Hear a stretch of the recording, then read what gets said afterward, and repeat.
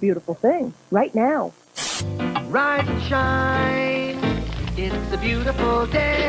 I'm alright.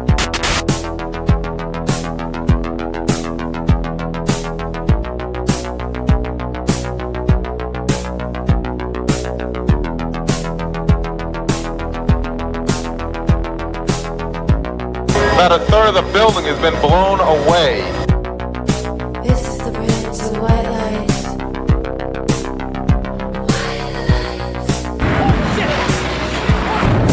Our very freedom came under attack in a series of deliberate and deadly terrorist acts. And at that point, we were taken for another round of questioning, this time related to our allegedly being members of Mossad.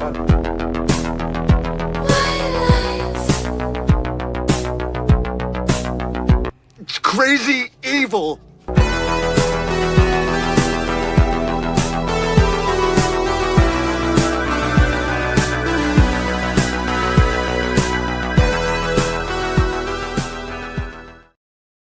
Good morning, good morning. Welcome to the No Way Jose podcast. This is the Morning Dump.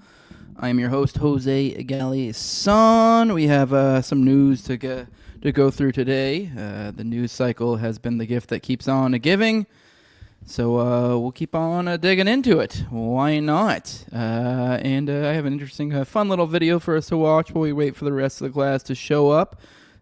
So let's go ahead and get into that, and then we'll say our good mornings after we watch a little morning clip. I thought this clip was particularly hilarious. I guess Barack Obama, I haven't watched the clip, I just saw the caption. I was just like, I gotta save this for the show. We'll save this for the show, watch it with you guys. Apparently Obama has some thoughts about how children should have gay men in their lives. Odd take, but let's hear what he has to say. And that's one of the things that I think a lot of times boys need is not just exposure to one guy. Mm-hmm. One dad. One dad. No matter how good the dad is. He can't be everything. He can't be everything. And that boy may need somebody to give the boy some perspective on the dad. Yeah, right? Yeah. One of the most valuable things I learned as a guy was I had a gay professor in college at a time when openly gay folks still weren't out of line, who became one of my favorite professors and was a great guy and would call me out when I started saying stuff that was ignorant. You need that to show empathy and kindness. And by the way, you need that person in your friend group, so that if you then have a boy who's gay or non-binary or what have you, they have somebody that they can go, okay, I'm not alone in this. Yeah. Right. So. All right. For those who are wondering, I guess Michelle Obama is still doing her podcast, and she got her husband, the literal previous president of the United States, and still no one really gives a fuck. We only care because he said some weird thing about gay men. Yeah, I don't have much commentary for that. Weird. Especially since he's making the point about how, like, boys, because he's, like, making the point here, essentially, that, like, I think he's kind of jumping off the whole, like, fatherless crisis or whatever, and it's true. There's something to that. I think that he's like, oh, you need to have a man in your life to kind of, as a, I don't know, to kind of help form young men and even young girls as well. Just kind of having a father figure around is helpful. And so I think he's making that some like, oh, it's also good to have that gay man figure, as if that's like some other important archetype or something. You're like, no, we were good at mother and father. We were good at that. We don't need also to add gay man to these archetypes of necessary roles in upbringing. I mean, this is not a commentary at all about gay men and whatever them doing their gay things, but I just think it's pretty fair that, I don't know, you don't get to reside in some archetypical role that is normally this, what we see as necessary to a child's development. Because I don't know, call me crazy, but I don't think a gay man's necessary to a child's development. What a spin, quite the spin. All right, well, I guess we'll say our good mornings. checking with you guys. That is a bizarre take. I guess he's saying you'll learn empathy and stuff from, or I don't know. Couldn't you just learn that from women? I mean, why does it need to be a gay man particularly? I don't know. Whatever. Let's see what you guys gonna say. Say our good mornings. Check into the chat. Good morning, Jesus. Oh, Jesus Hendricks, that is. He's smoking that Colbert pack. R.I.P. Bozo. Yeah. By the way, I don't have a tab on this, but I guess it is news. It's not the kind of news I care about, so that's why I don't have it prepared. But you mentioned it. Hey, that is a thing happening. For those, if this may be news to a lot of you guys, I think it's happened. The news, I think, was like late last night, probably. But yeah, the Colbert Show has been canceled. I don't know the specifics on when the last show is or if it's already done. Don't even particularly care whatsoever. But hey, it's over. It is interesting in the sense that it was a show that at one point took up a big part of the national conversation, and it kind of just became a joke as they just became fucking shitlibs. Good morning, Andrew Jacobs. Good morning, William Miller. He says, "Oh, I'm sure some gay men were in Obama when he was a boy, for sure." Also, Bone says, "Bro wants black kids to have multiple dads. Walk before you run, brother." Yeah, so good morning, Hustle Bones. Good morning, Tom33. Good morning, Alien Big Cat. Good morning, King David. And he says, "I'm late. Did Obama finally come out?" He may as well. Not even trying hard here. And then here you go. Hustle Bones says, "I had a gay father figure that touched me, and look how gay I turned out." Yeah, I mean, it is weird to even like use this argument. He even is like using it from like, well, when I was in college, I interacted with a older gay man and I turned out all right, and I think I learned a lot of good life lessons, so I think maybe we should take young boys and have them, I don't know, maybe we should see this as an essential part of their upbringing to interact with gay men. Like, what? I don't no, that's generally speaking. I'm not saying all gay men should be are a problem, but I'd say generally speaking, you should probably tell your young children to, if someone is making a point of telling you, "Hey, I'm a gay man," I don't know, maybe don't hang out with that person because you're a child and that's an adult, and it's even odd that they're even really making a point of letting you know who they like to have sex with when you are a child. Like, why? Why does it matter? Alien Big Cat says, "Macron's wife proved male in court, lost case." Yeah, I've been hearing some murmurs about that. I haven't looked into the specifics, so I don't know. Jesus says, "I hate Obama so goddamn much. His dumb dribble like this one still shots. Like this still one shots 50-year-old left women." I don't know what the fuck that means. You rewrote that weird. Good morning, Adrian Brody. Good morning, good morning. Tommy is saying it's emptying the Rumble chat, and some of you motherfuckers need to get up in there. Good morning, Jake Moore. He says, "Being gay doesn't make you less or more of a patriarchal figure. Gay dudes acting like women definitely makes you less authoritative." That's a good point. That is actually, I like that. That's a good point, because it is like, he's like associating these, let's be real, feminized characteristics, and I don't think it's necessarily, I guess, I don't know, it's a complicated topic, because I don't think it's necessarily bad for men to be feminine. Some just are, but I don't know. I think there's also, I don't know, maybe it's a little bit conflicted, but I think there is a value to it. I think to some degree, maybe it's evolutionarily, like we have this, like there's like physiognomy, there's everything that we just, as we recognize male, masculine, feminine, and I don't even necessarily, I don't know, I guess I do care in a sense, because like if you are encouraging gay stuff, like let's be real, you're kind of encouraging ending your bloodline, which not really something I'm a fan of, but it's actually it's more so for me, what bothers me is the fact that I would be, like that concept, like say I had a son, like it's not so much that I'd be upset about the gay thing as I'd be upset about the feminine thing, but that's the problem right there, is that they even act like it's one and the same. So, yeah, I mean, don't get me wrong. I'm not okay with either. I'm just saying, like, these things are technically kind of separate issues. So trying to smuggle them in together, I think, is a little bit foolish. And it's actually funny. It is like this known thing, which obviously I'm not in the gay community, so I don't know. But it's like this known thing that it wasn't until, like, the last few decades when we started getting, oh my God, and getting the playing up that affect. Like, it's clearly, I mean, I guess they code switch like crazy or whatever, but point being, it's clearly like a thing that's put on to just be like, look, I'm gay. So it's like you could just fucking be normal. I don't know. Maybe that's my bigoted view. I have no idea. John Black, good morning. He says, who's going to teach you to suck dick? He says, not your real dad, hopefully. So good morning, everybody. Good morning. And Tom33 says feminine men are partially responsible for the death of our civilization. Yeah, I guess I'm just like hesitant to say that like feminine is bad, but I don't know, in a man it almost is in a sense, I guess, because it's good in women. But I don't know, there are feminine characteristics that are also good for men to have. Like I think it's good for us to be nurturing, like loving. I don't think it's.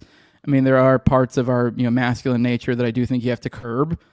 So I don't know, which some people might be like, well, that's feminine, that you're not just like out there raping and murdering everyone. I don't know. That's just, having control of it. But I don't know, kind of a complicated conversation when you get into it. But it does seem to be that they, and even then the idea, the parody of the feminization when it comes to like gay stuff is like I don't know, even then the characterization of like the bitchy gay dude of like that archetype. It's like, I don't know, that's kind of, I don't know. I know we act like it's fun and this and that, but it's kind of gross. Is that really what I don't know, that faggoty, like, I mean, that's literally what we call it. It's like, that's why we call each other faggots. Like that's the behavior we're describing. It's not even the gay thing, really. So, yeah. Anyways, there's my rant for gay people. I don't care so much that you're gay. It's more that you're a faggot that I have an issue with. Although I still don't even necessarily want to encourage the gay thing either. So there's my deep cut there. All right, let's get to some foreign policy. U.S. assessment: Iran could resume nuclear enrichment within months. So this just came out. I thought this was particularly interesting. This is from Kyle Anzalone over the Libertarian Institute. So we got some new reports, and this seems fitting. Obviously, hey, it's about time to start bombing Iran again. Things are getting testy, which we'll get into the testy stuff later.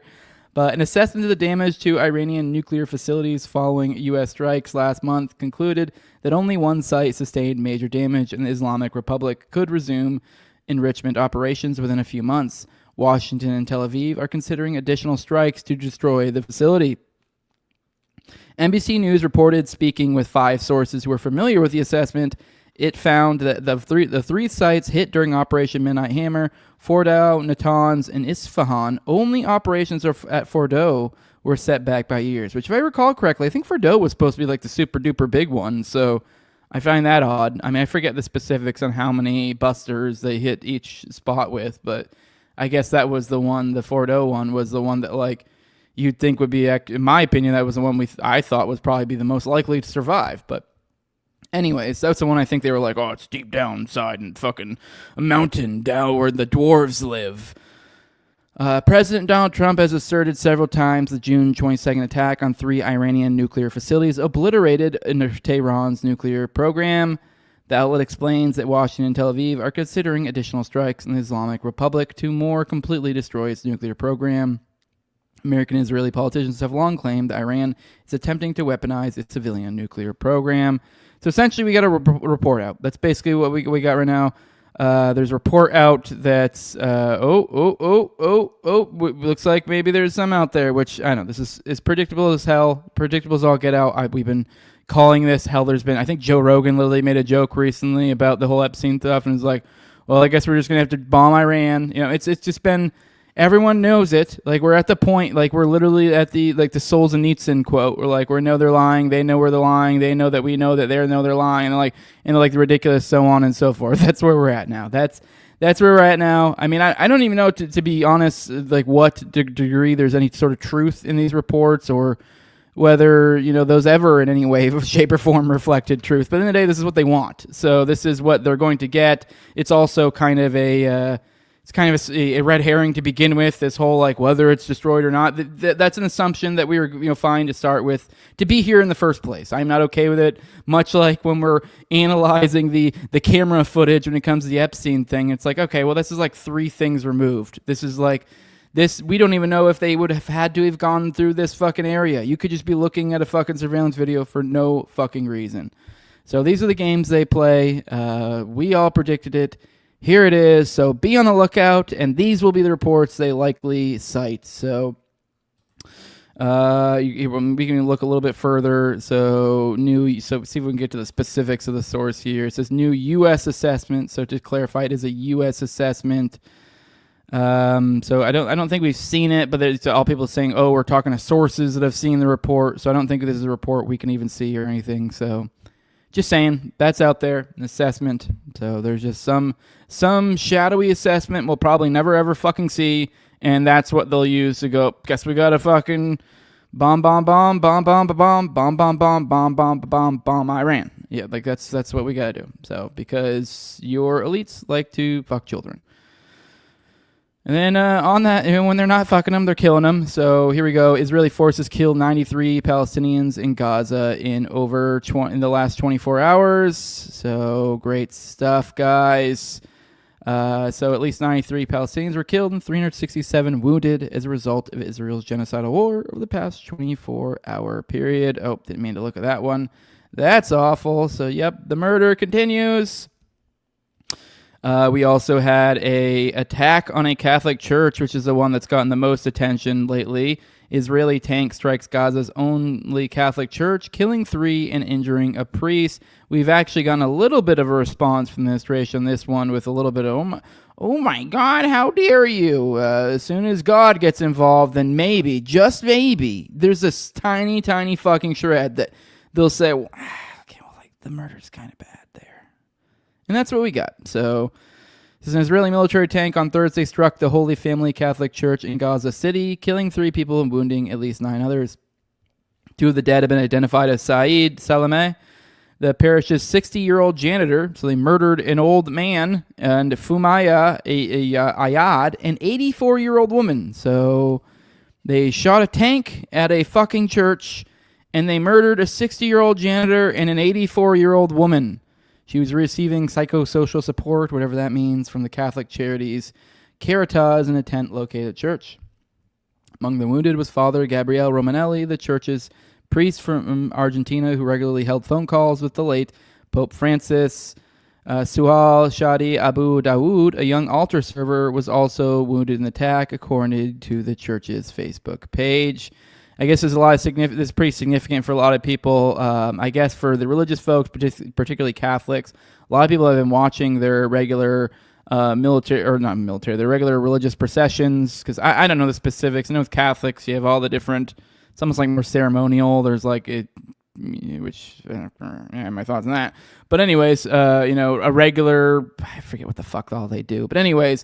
I guess they're also streaming a lot of that, so it's kind of become this thing where a lot of these religious people are kind of watching this. It's becoming more of a, I know these live streams of the religious events, they're following along.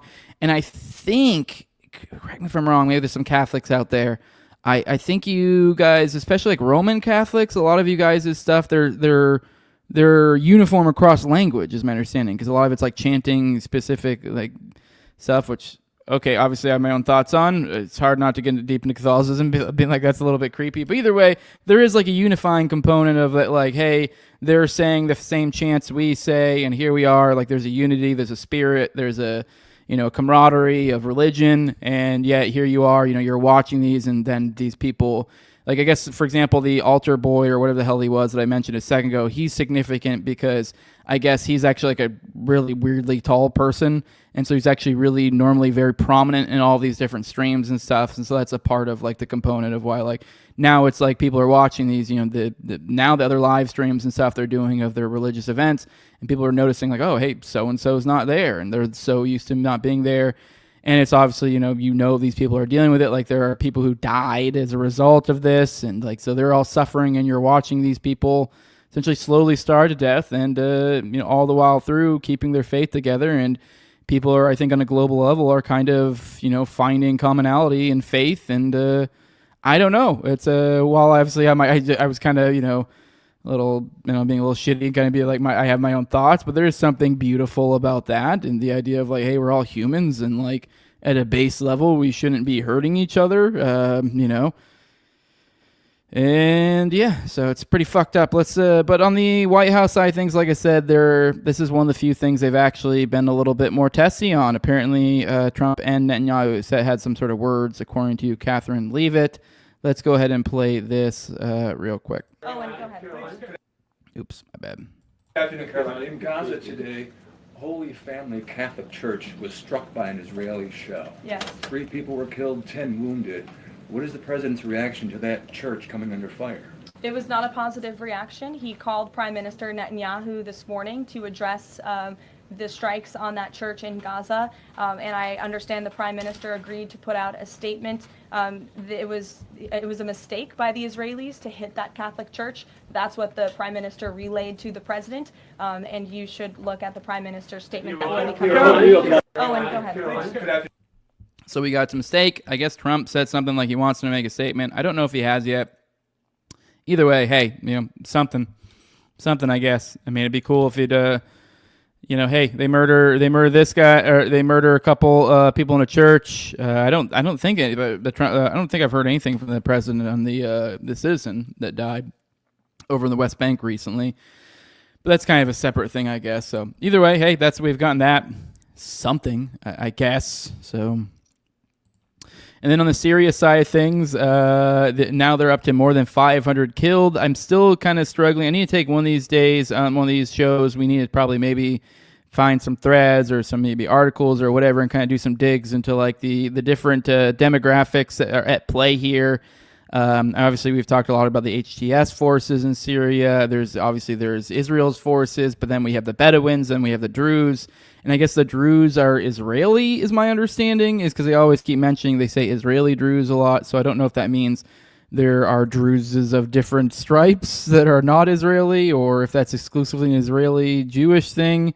Like, is this some, group that moved in with this buffers? Because this is all, from my understanding, occurring kind of in this buffer zone that happened when Assad fell, that Israel insisted, this is a buffer zone. We want this to be demilitarized. You're not going to do jack shit around here. This is all us. And that's kind of been the big issue here, is essentially there were clashes between these Bedouins and the Druze, which I don't know. I'm not trying to cast any blame either way. I have no idea between these groups, but I always see them mentioning Israeli Druze. So once again, I need to look into this a little bit more. So I don't know. Maybe this is a group that moved in with that buffer zone, but essentially, things started popping off in this area. The HTS came in to essentially to quash it. Obviously, there's like 4 different groups here, and none of these groups I trust. So it's like I don't know who's doing what, who's acting in what way. So yeah, so they came in essentially trying to quell it. Purportedly trying to establish peace, which is what governments are supposed to do. And in the midst of all this, we have Israel was bombing them because they're like, hey, this is a buffer zone. You're not supposed to be here, despite the fact this isn't Israel, or this is part of Syria. So yeah, so this whole mess of this, and we're up to over 500. I mean, it seems like none of these parties, from my understanding, aside from maybe like the Bedouins, I don't know. I don't think I've seen too much of the Bedouins acting crazy that I'm aware of. But basically every party seems to be really fucking shitty here. So more than 500 people have been killed after days of clashes, massacres, and Israeli airstrikes in Syria's southern Suwadia province, according to numbers from the UK-based Syrian Observatory for Human Rights. Clashes began between Druze militias and Bedouin tribes, with the al-Qaeda-linked Syrian government quickly intervening against the Druze. Among the dead were 154 civilians, including 83 who were summarily executed by members of the Defense Interior Ministry. So yeah, so then at this point the claim is that essentially HTS came in here and then murdered a bunch of them, which I'm fully open to that being the case as well, because they are literally Al-Qaeda head choppers that have taken over the country. So, but it's always a matter of like, you don't know, like, well, with Shara is this like a break off from Shara? Because he has kind of publicly taken the like, well, I don't support some of this, because this isn't the first instance of this sort of violence where there's these claims of HTS forces, the Syrian essentially military forces attacking, I believe even specifically the Druze and other some similar such religious demographics, and supposedly they've been murdering them. So like I'm not at all trying to make this out like there's some Israeli plot and like the Druze are moving in. I don't know. It also sounds like these people are just straight up, the HTS forces are showing up in villages and just straight up murdering people. But it's uncertain to what degree that is on the accord of the government, or if that's some genuine schism in this group, because as I've talked about before, despite all of this and the Israeli shit, here, the Shara HTS government's kind of been basically in every way, shape, and form positioning itself as a Israeli puppet state. So point being is like your underlings, are, especially in the face of what's happening here, they're only going to take this shit so much before you start seeing schisms, and which might be just what Israel wants. Who knows? Maybe they want to this whole thing to go to shit, internal strife. Everyone trying to vie for power, and they're on the outside only aggravating things. So. Yeah, not a good situation any way you cut it, but so it says the COHR counted the deaths of 243 government personnel, including at least 15 who were killed by Israeli airstrikes. Because, and then you have the Israeli throwing their airstrikes over here during all of this back and forth sectarian violence. So, that doesn't fucking help. That's only complicating the situation more. So then at least 15 were killed by Israeli airstrikes, 79 Druze fighters, and 18 Bedouin fighters.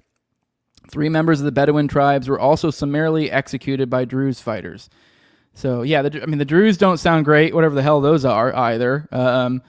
So the executions of Druze follow a pattern of mass killing of civilians by the new Syrian government, which is led by Ahmad al-Sharaa, the founder of al-Qaeda in Syria, who rebranded in recent years to gain international support. His group of jihadists, known as Hayat Tahrir al-Sham, took power in Damascus in December 2024 after ousting former President Bashar al-Assad. Shah claimed on Thursday he would protect the Druze minority and there would be accountability for those who transgressed and abused our Druze people because they are under the protection and responsibility of the state. However, there has been no accountability for the more than 1,500 civilians, mainly Alawites, who were massacred by government-linked fighters in March. The claims, I think, from his side of things is these are just mercenaries, so they're not like us, But either way, it's still them that's killing them. So, yeah. In our final story on the foreign policy front, here we have, I know we talked about this NATO plan that the U.S. threw around the other day, but I guess France and Italy have declined. I don't know what degree this is really significant, since I think there are others. But I do think it's interesting, something that we'll get into in here. It says France and Italy declined to participate in a plan to purchase U.S. weapons and send them to Ukraine, a scheme that was announced by President Trump and NATO Secretary General Mark Rutte on Monday.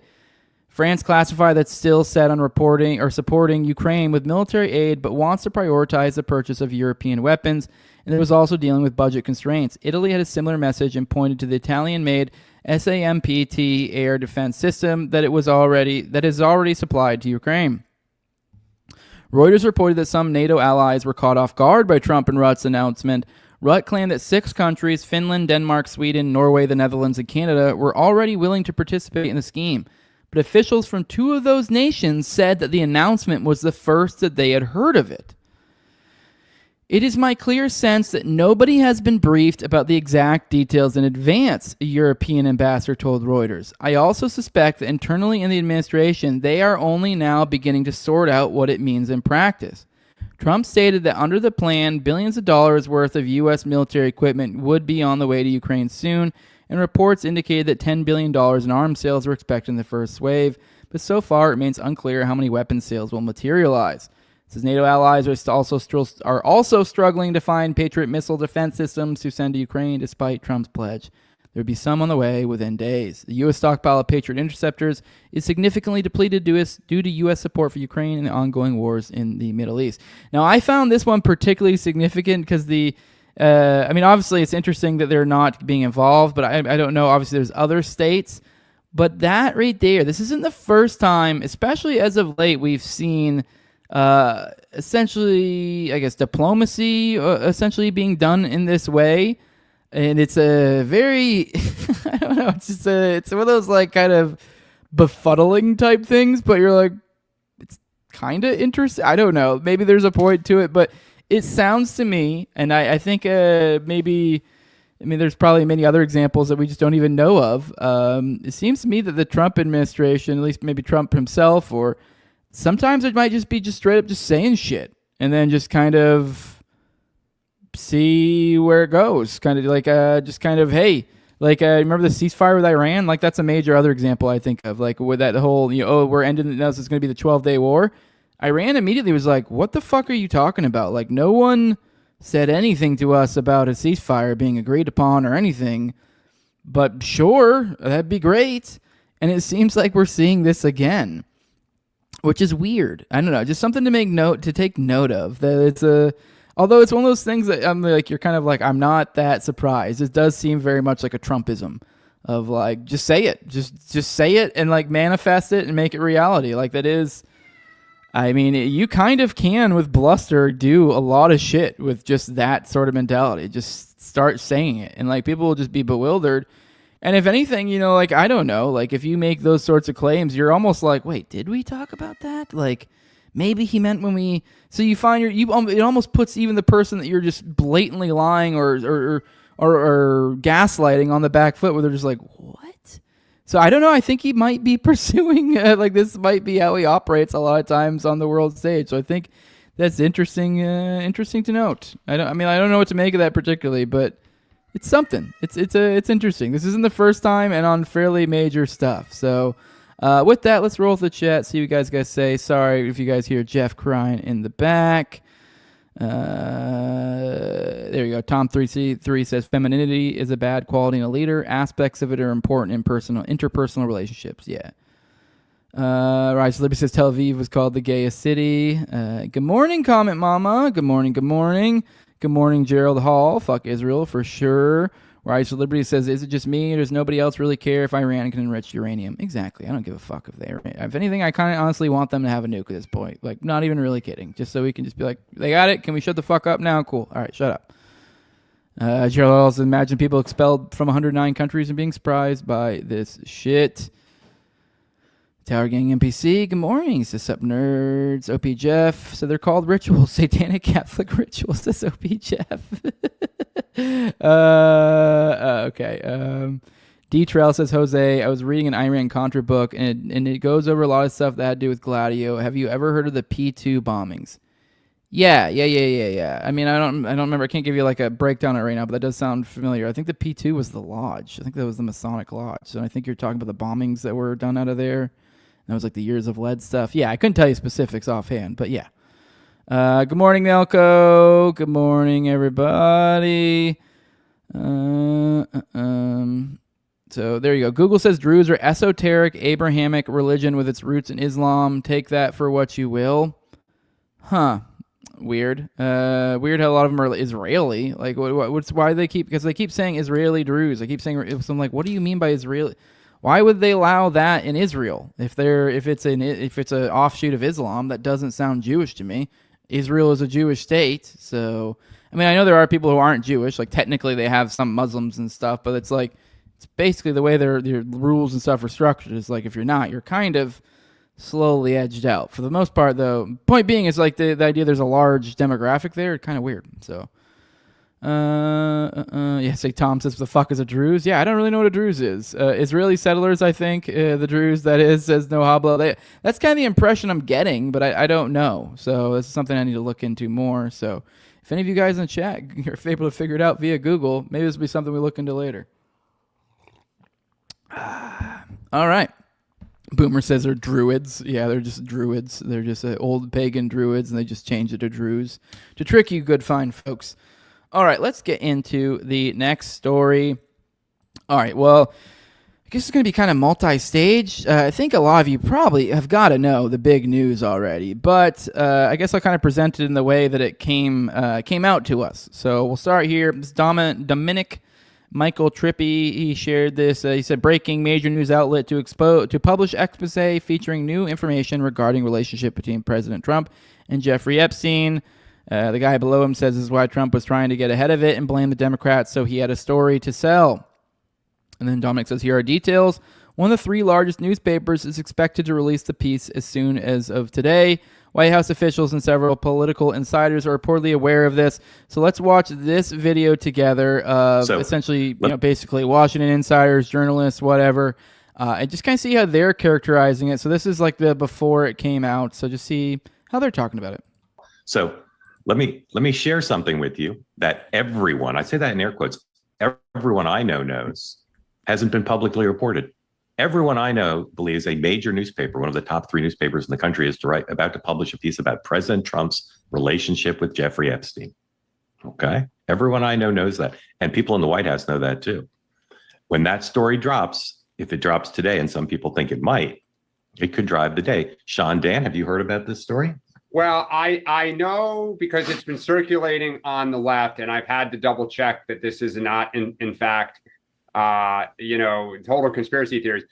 Donald Trump knew Jeffrey Epstein pretty well, and I believe that his early courting of Melania involved Jeffrey Epstein. And that has been reported by mainstream outlets over the last 10 years. Alleged, I guess. I want to be careful.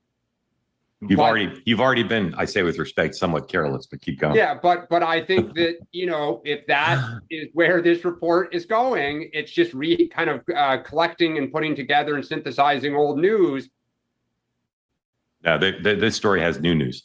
Okay. Sean, what do you know about this story? Vague, just I probably know about Dan level, right. But I don't. Let me throw out some questions. Let me throw out some questions, and I'd like you to jump in. Let's do it game show style. Either answer them, or say, "In fact, we don't know." Ready?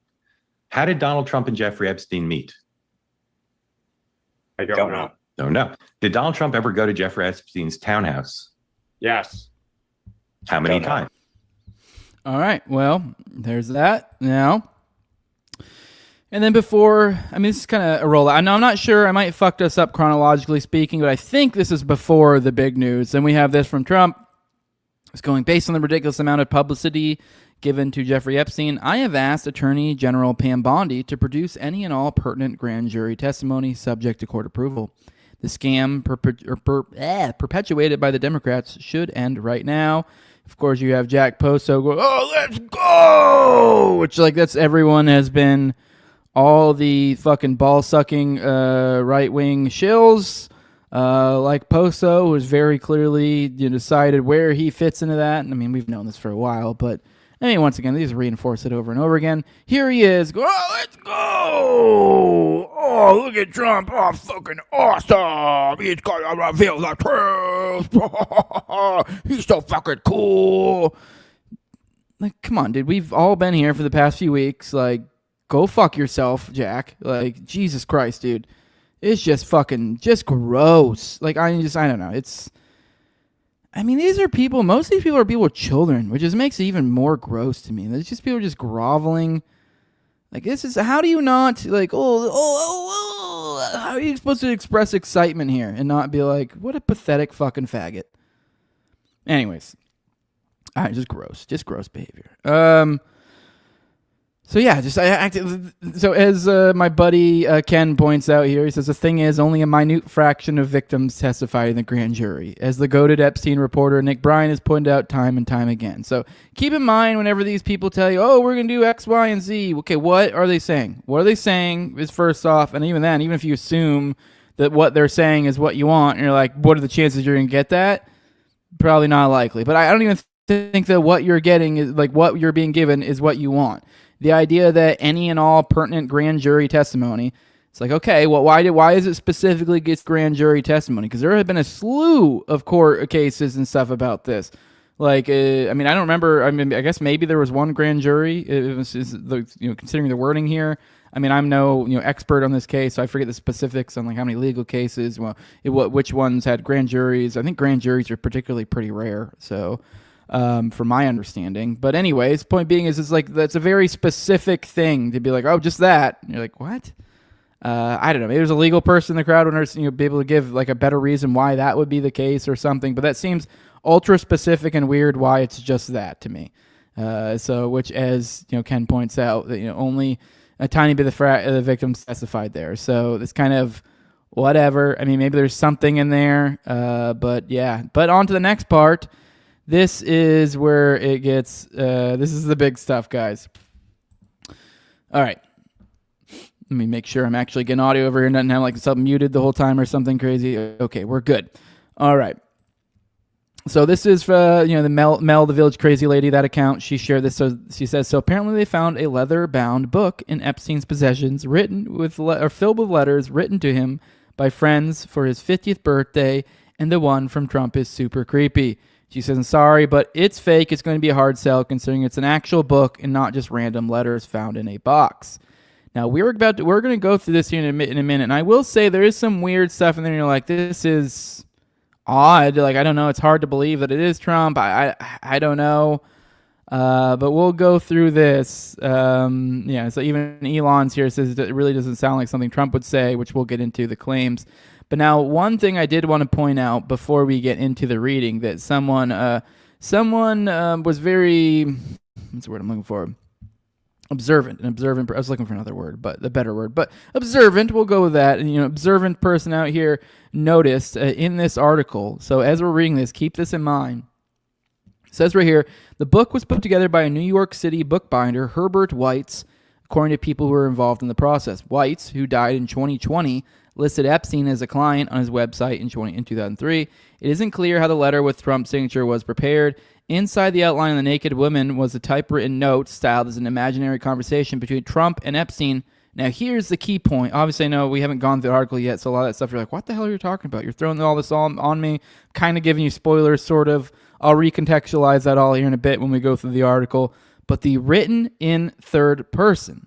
So, and once again, I guess I actually probably should have saved this because I guess I'm jumping ahead. So we'll go ahead and even just get the response basically here from Trump.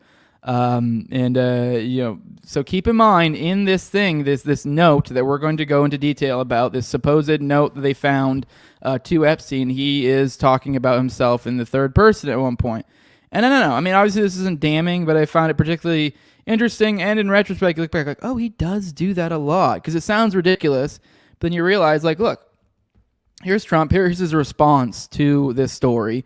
He goes, so this is Trump, and this is from Trump on Truth Social. He says the Wall Street Journal and Rupert Murdoch personally were warned directly by President Donald J. Trump, third person, that the supposed letter they printed by President Trump, third person, to Epstein was a fake, and if they print it, they will be sued. Mr. Murdoch stated that he would take care of it. Obviously, did not have the power to do so. The editor of the Wall Street Journal, Emma Tucker, was told directly by Karen Leavitt and by President Trump that the letter was a fake, but Emma Tucker didn't want to hear that. Instead, they are going with a false, malicious, and defamatory story anyway. President Trump, actually, I didn't even point out the other ones before. This is the fourth time of third person, will be suing the Wall Street Journal, News Corp, and Mr. Murdoch shortly. The press has to learn to be truthful and not rely on sources that probably don't even exist. President Trump has already beaten George Stephanopoulos /ABC, 60 Minutes /CBS, and others, and looks forward to suing and holding accountable the once great Wall Street Journal. It has truly turned out to be a disgusting and filthy rag, and writing defamatory lies like this shows their desperation to remain relevant.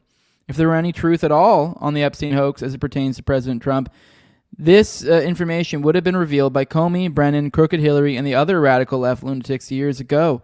It certainly would not have sat in a file waiting for Trump to have won 3 elections. This is yet another example of fake news. So, I just thought it was interesting to keep in mind the third-person usage here. So, I don't know. We'll read through this article, obviously. We'll go through this together. I want to get you guys' thoughts for sure, because this is a weird one. It's a weird one, but I guess keeping in mind some of his isms as we go through this. But let's go through chat before we even start it. I really want to see what you guys are thinking so far. Uncle Ted says, bet the reason Trump won't release the Epstein files is because it incriminates his donors, including Elon. Someone says, I love Jeff. Jeff needs airtime. I literally just fed him right before this. He's just being a dick. Here you go. So then Jared Hall says, P2 bombed the train station in Bologna, Italy in the 70s to 80s and blamed the Communist Party. They killed like 180 people. There you go. Yeah. And I think they were like formed out of like the Masonic halls. So that's why I think of P2 and P2 lodges. So I don't know if maybe the P2, where even the P2 term came from. If I think it had something to do with the lodges themselves. So that's just how I recall it. Yeah, I don't know. Yeah, Gerald's right, though. I'm pretty sure. JMS, good morning. He's saying good morning, everybody. JMS just showed up. So Epstein wasn't blackmailing politicians. He was blackmailing the donor class, says Uncle Ted. Probably. I mean, Trump was the donor class, so... This is Adrian Brody says the left isn't concerned in any way with Israeli blackmail in the government. They just want Trump to be a pedo. LOL. All right. Gerald's out of here for some reason. Good morning, Gerald. Good morning. Or he's out of here. We'll see you. I guess catch you on the replay, buddy. Let me see if there's anything else worthwhile in here. Here we go. It says it makes me makes me so happy to be paying damn near $1,000 a month for keeping pedophiles out of prison and bombing brown kids. 100%. Which, keep in mind, for those who are aware, aren't aware, they're known for pedophiles being able to escape there, and Epstein's no exception. He apparently did that, I believe, multiple times through the course of his legal issues with pedophilia. Is he utilized Israel for that very purpose? Good morning, Bobo. Good morning. Let me see. Oh, Typester said my dog died today in my arms. She was already 14 years old, and thank goodness she went very quickly. Seconds is my estimate, but I feel like shit and all alone in this world, so drinking is. I'm sorry that happened to you, Tipster. Probably like 4 years ago or so, my dog died. It was my best little buddy. Well, not big, not little. He was like 140 pounds. He was a big boy. But he was a good boy. He's one of the best dogs I had. Haven't had a dog since, so I don't know. Anyone who's had a good dog can feel you there. So I'm sorry you're dealing with that, Tipster. So I don't know, thoughts and feelings or whatever. I mean, I don't know. I'd say I'd pray, but I'd be lying. So I don't know. Sorry that happened to you. I feel for you. It's rough. It's rough stuff. Not fun. That was geez, it made it even worse for me with my dog because like he was 140 pounds, and so I'm the one who has to lug a human-sized fucking dog across my fucking acre, multiple acre property and take him to bury him. And yeah, not fun. Not fun burying your best friend, especially. There's not really any dignified way to do that. So not fun. I sympathize with you. I'm sorry you're dealing with all that, and hopefully things look up here soon. Let me see. Everyone else saying condolences. Everyone's sorry. Everyone feels for you. Yeah, big old bummer for sure. I'm sorry. Really, it's not nothing we really can say here can help, but hopefully our thoughts do help. So let me see. There you go. Dutroux says P2 is tied back to 3 bombings, killing over 150 people, and ties to a coup attempt.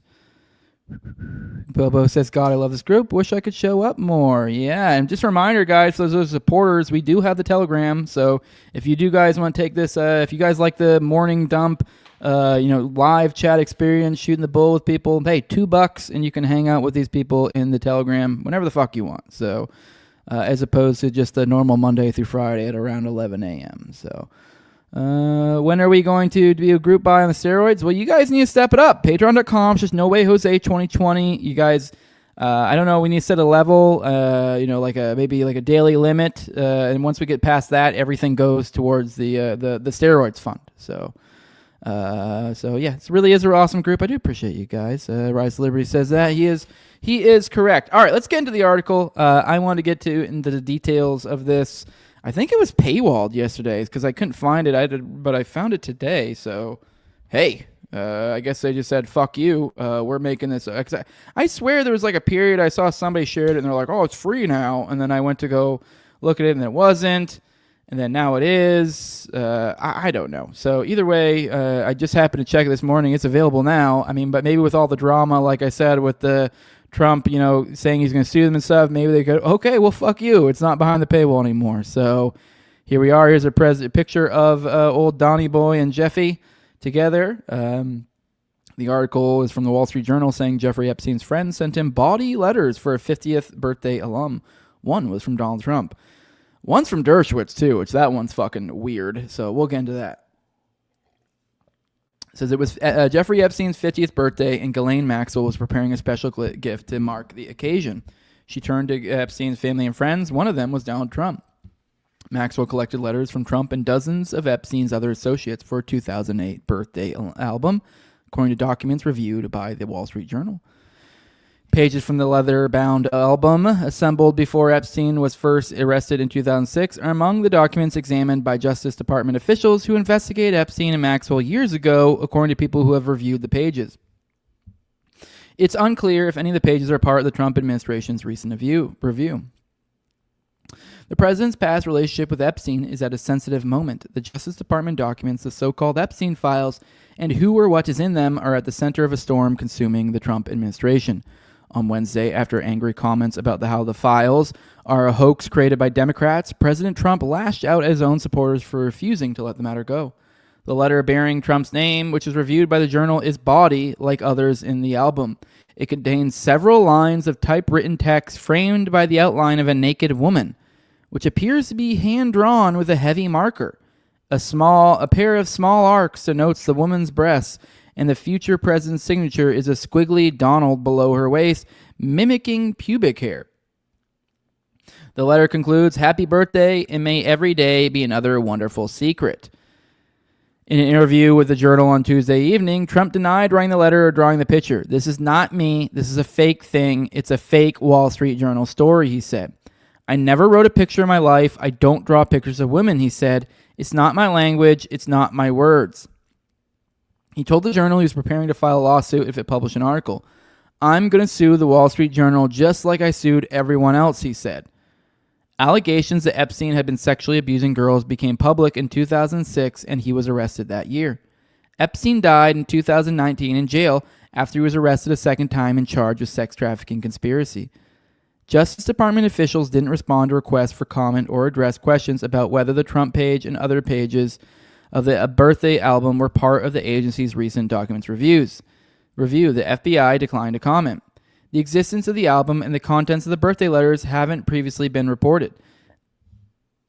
The album had poems, photos, and greetings from business people, academics, Epstein's former girlfriends, and childhood pals, according to the documents reviewed by the Journal and people familiar with them. Among those who submitted letters were billionaire Leslie Wexner and attorney Alan Dershowitz, which, by the way, Alan Dershowitz is a lawyer that Trump shared with Epstein at periods in time. They also have another lawyer of which they both, between Epstein and Donald, that they shared at a point in time. I don't remember the name of that one, but that was the one that came out recently to say, I can say definitively, since I was a lawyer for both of them, that they never did there's no crazy connections between them. Like, dude, you are the crazy connection. You're one of two of them. Specifically on this note of like a lawyer. So, Leslie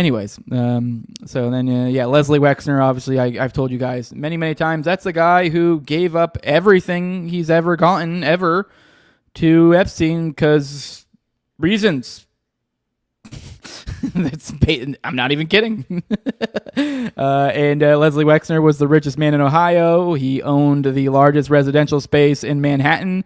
That is the apartment that everyone refers to when they're thinking of Epstein in New York. His little place there. That was the largest residential area in Manhattan. You know, the area known for decadence and the rich, the elite. Well, he was the elite of the elite. So, anyways.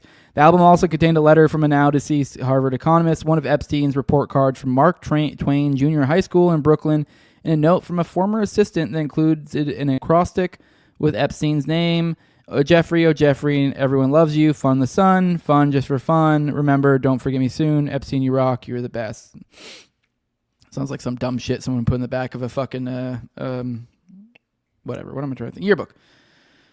Epstein was Wexner's money manager at the time. That's what he did. He was his money manager. And the way he managed his money was, I'm going to give you all of it, and you can do whatever you want with it. And you have complete and utter rights. Literal power of attorney.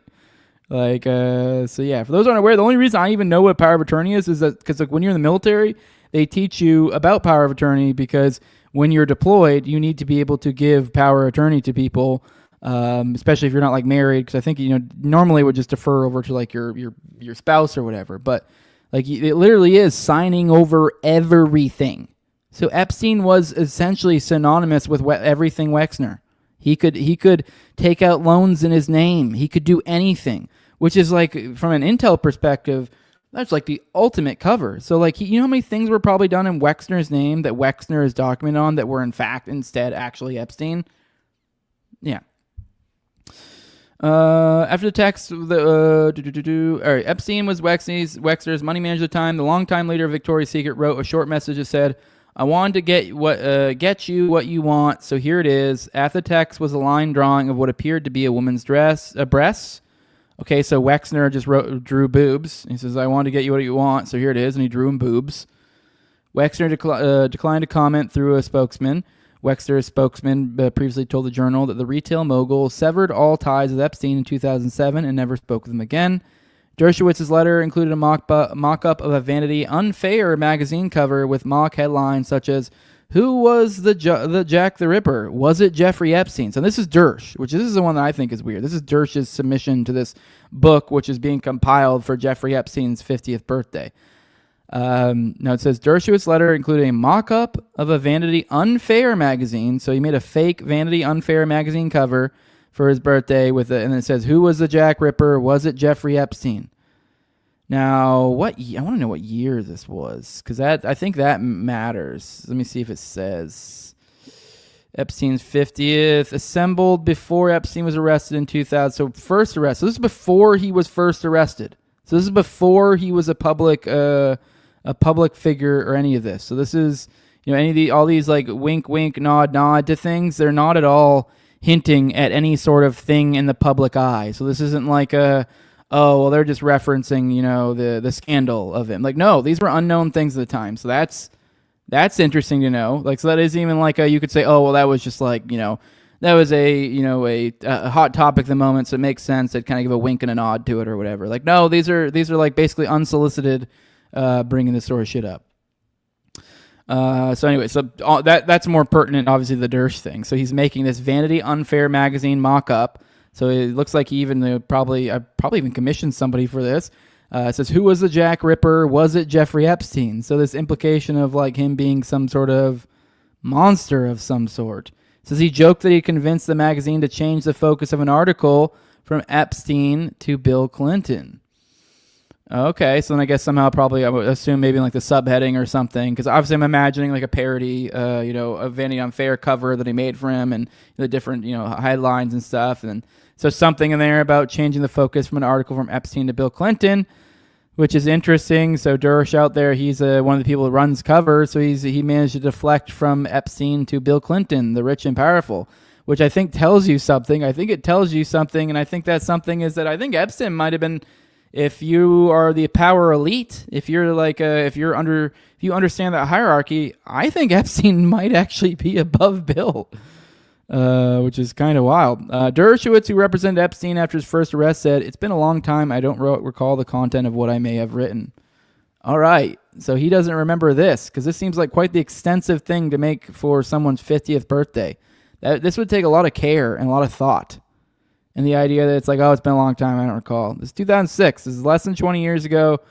I don't know if someone I get being like, oh yeah, like, oh yeah, I did that. That's what, like being like it's foggy. Like I would totally understand this being foggy, but this is such a significant thing. Like I don't know. Like for example, I have one of my buddies in the military, and I have it in my garage right now. And I still remember it. And I guarantee you, like if I asked him about it, it probably wasn't like super significant to him, but I thought it was cool because he was a good friend. I thought he was nice. He made me the we've seen Tenacious D, Jack Black's like thing. He took the Cock Phoenix, the one like album cover, and he made like actually like a beautiful art piece out of it, and he gave it to me. Now like that right there, that took a lot of thought and care, and like obviously it's like a silly thing, but like we're friends, and he knows that's something I think was hilarious, and it also was actually kind of weirdly regal and beautiful. and so but I could see 20 years in line, you're like, oh, remember when you made that one thing for Jose or whatever? And he'd be like, wait, who? Like it might be foggy, but like he'd be like, he had to take a lot of time and to do like he put a lot of care into that. Like I cannot believe that like I don't recall the content. That's just bullshit. So I don't know, if anything, that's a strong tell to me. So I mean the fact that, because if it was bullshit, I feel like Dersh would easily just be like, no, that's bullshit. Especially since it's such an outlandish claim if it's bullshit. The book was put together by a New York City bookbinder, Herbert Weitz, according to people who were involved in the process. Weitz, who died in 2020, listed Epstein as a client on his website in 2003. So it isn't clear how the letter with Trump's signature was prepared. Inside the outline of the naked woman was a typewritten note styled as an imaginary conversation between Trump and Epstein, written in the third person. It says, voiceover, "There must be more to life than having everything," the note began. It said, "Donald, yes there is, but I won't tell you what it is, nor Jeffrey, nor will I, since I know what it is." It says, "We have certain things in common, Jeffrey." "Yes, we do. We come to think of it. Donald, enigmas never age. Have you noticed that? Jeffrey, as a matter of fact, it was clear to me the last time I saw you. Donald, a pal is a wonderful thing. Happy birthday, and may every day be another wonderful secret. So, I mean, obviously nothing damning, but I mean, at least it establishes somewhat of a connection, and there's allusions to secrets and everything, and I don't know, that it seems like someone who's pretty chummy. I know a lot of people are saying this doesn't sound like Trump. I will admit that doesn't really sound like him, but this is also, I know something, you gotta think this is, theoretically, like this, like whatever the fuck this is something laden, in my opinion, very much with probably inside, maybe not jokes is the right word for it, but inside things, like inside info, little running jokes between each other, or this one story or that. Like, so it seems very laden in like things we don't know, is how I read this. So, seems like, two people with, I don't know, pretty chummy that know each other well. So a lot of people go, oh, this doesn't sound like Trump. It's like, I don't know. It sounds like maybe this is somebody Trump's really, really good buddies with, who is making a really specific thing from him, and that's why it doesn't sound like him. Like, yeah, obviously his everyday rhetorical canter isn't something that you're going to be like, oh, that sounds like this thing he does not very regularly for very close friends, when he makes thought out messages or whatever. That have deeper meanings. So it's not gonna read like the rest. So I don't know. I mean, I'm open to it being bullshit too. So just to throw that out there, I have no idea. This does seem bizarre, very bizarre. It doesn't. I will admit that, like, on its face, it doesn't seem to match up with his style. But you also got to think there's the person people portray out and the one that is real. And I don't know to what degree we really know who is the real Trump. I think maybe a lot of this bluster and is, I don't know, might just be somewhat performative. And maybe there's a little bit different behavior we see behind the scenes. I have no idea. Point being is I know a lot of people trying to read the tea leaves. Like, it's totally not him. It's totally bullshit. I don't know. I mean, I want to see more. I haven't seen, maybe it'll show up in this article. I'm skimming through it right now. I haven't seen it. I haven't seen a hyperlink anywhere for this. They said it was supposedly his signature. Now that right there, I keep hearing people talk about this book, these messages. I haven't seen any photos of it, so start dropping photos. That would be my thing. Because supposedly there's a signature. I would think that would be pretty goddamn damning. He supposedly did a signature is like kind of a cute little, like, I don't know, funny little, like, essentially pubes where the woman is. Like, I kind of imagine it almost looks like that, like, when you see a woman laying on her side, I think he almost did the like outline thing drawing that you sometimes see people do, that very simple sketch outline thing, and then he then probably like did a little doodle where the pubes would be, and that's his signature. But my point being is if we have that, I feel like you could kind of be like, well, that's pretty. Obviously there's AI, and so there's still like, but it becomes more likely if you can show. But I haven't seen it anywhere yet, so. Says Jeffrey enjoys his social life. When he turned 50, Epstein was already wealthy from managing Wexner's fortune and was socializing with Trump, Clinton, and other powerful people. He often entertained his Manhattan townhouse, Palm Beach, Florida home, and private Caribbean island. A spokesman for Clinton referred to a 2019 statement that former President Clinton had cut off ties more than a decade before Epstein's second arrest and didn't know about Epstein's alleged crimes. Epstein and Trump spent time in the 90s and the early 2000s and were photographed at social events, including with Maxwell and Melania Trump. A 92 tape from the MC archive shows Trump partying with Epstein at his Mar-a-Lago estate. Trump is seen pulling a woman toward him and patting her behind. Trump, along with others, including Clinton, also appeared several times on flight logs for Epstein's private jet. 2002 New York Magazine profile of Epstein quoted Trump. I've known Jeff for 15 years. Terrific guy, Trump said. He's a lot of fun to be with. It is even said that he likes beautiful women as much as I do, and many of them are on the younger side. No doubt about it, Jeffrey enjoys his social life. Both men said that they subsequently had a falling out. Trump has said their friendship ended before Epstein pled guilty to procuring a minor for prostitution in 2008, served time in a Florida jail, and registered as a sex offender. When Epstein was arrested in 2019, Trump said he hadn't talked to Epstein for about 15 years. I knew him like everybody in Palm Beach knew him, Trump said in the Oval Office that time. I was not a fan of his, that I can tell you. Trump's spokesman, a woman, told the Journal in 2023 that Trump had banned Epstein from his Mar-a-Lago club at some point in the past without elaborating. Maxwell, a British socialite, was convicted in 2021 of helping Epstein's sex trafficking and sentenced to 20 years in prison. Maxwell didn't respond to a letter requesting an interview sent to her in prison.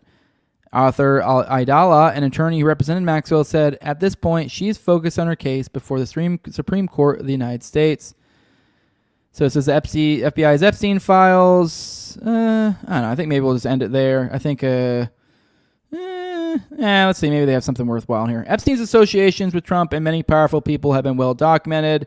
There remains questions about what the FBI possesses about Epstein and his well-connected friends. In 2019, the FBI confiscated evidence from Epstein's properties in the U.S. Virgin Islands and New York.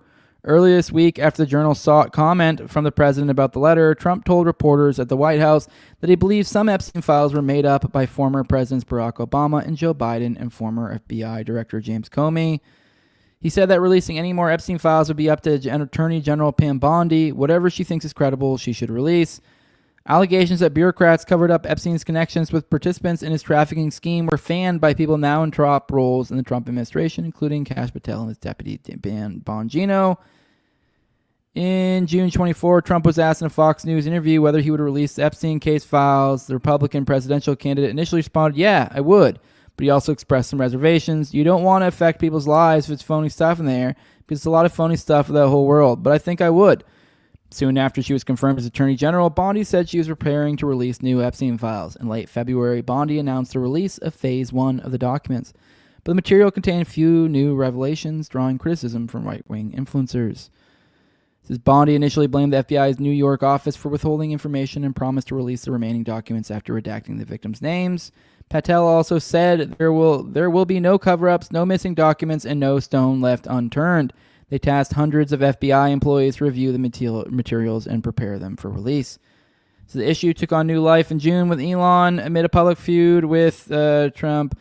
All right, whatever. I'm done with this one. This is just kind of stuff, rehashing stuff we know. I thought maybe there'd be something more interesting at the end there. Obviously, the first third of this article that's particularly interesting. This is the new information that came out. Let's check in with you guys, see what you guys have to say. I am interested in that for sure. All right, let's see what you guys got. All right.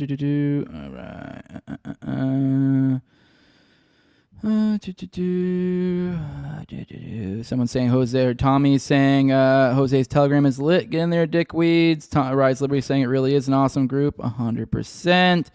No hablo. Jose says if you want steroids, just have your wife claim trans to the doctor and they'll mail that shit to you. Ooh, that's a smart idea, actually. Ooh, and both daughters. I didn't even think about that. I am in Florida, though, so I have a feeling the laws probably don't hook me up too much. JMS says, Tucker, last night I found out Barr got Epstein his job at that New York school he worked at. This whole thing. JMS, I've said it like 20 times in times when episodes you've been here. What are you talking about? I've said this over and over again.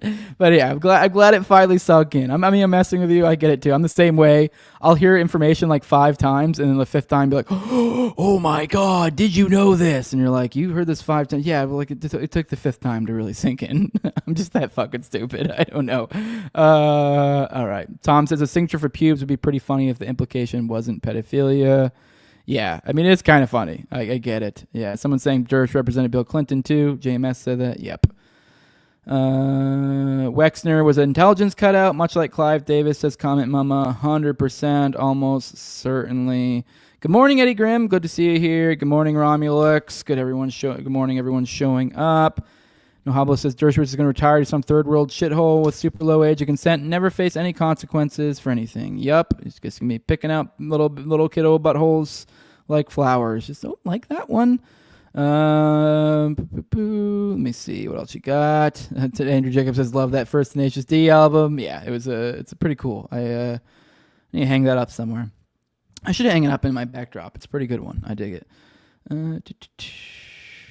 Let me see. Scrolling. Oh, for not ever drawing, Trump sold the drawing of New York City skyline for charity in 2017. Yeah, I actually saw people pass around little doodles of Trump's, and I think that little outline I told you about. That I'm like, I think I can kind of imagine that's what they're talking about. That's kind of seems to be what he does too. Is he seems to like to do like those like sketches that are like very simple outline type stuff. So.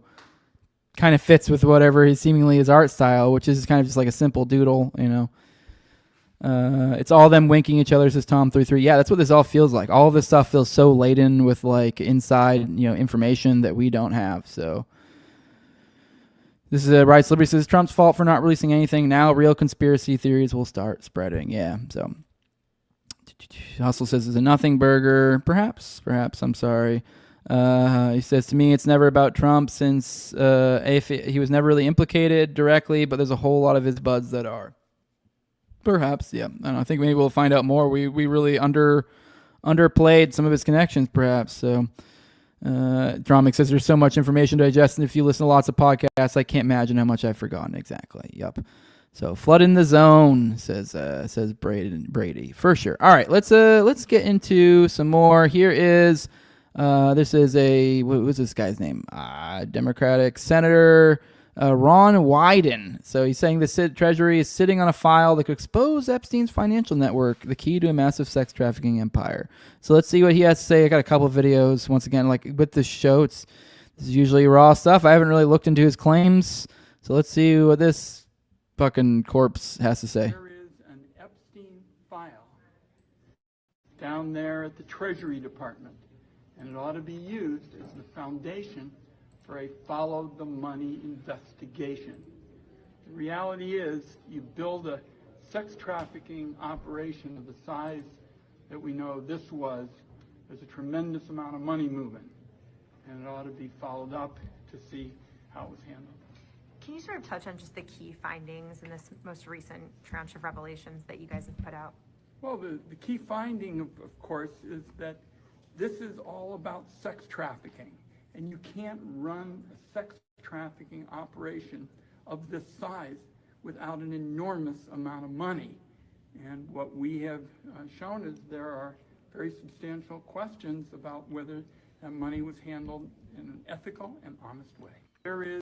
All right, we got more from him over here too, because he's talking about this in Congress as well. So let's see what he has to say here. Last year,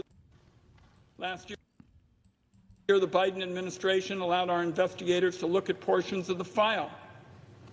We did that at the Treasury building. Here is what it says.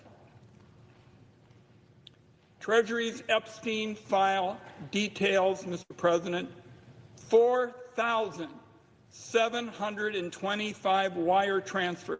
Let me repeat that.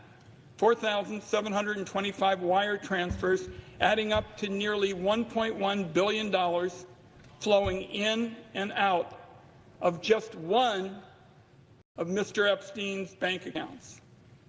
If you ask me, that is more than 4,000 potential lines of investigation right there.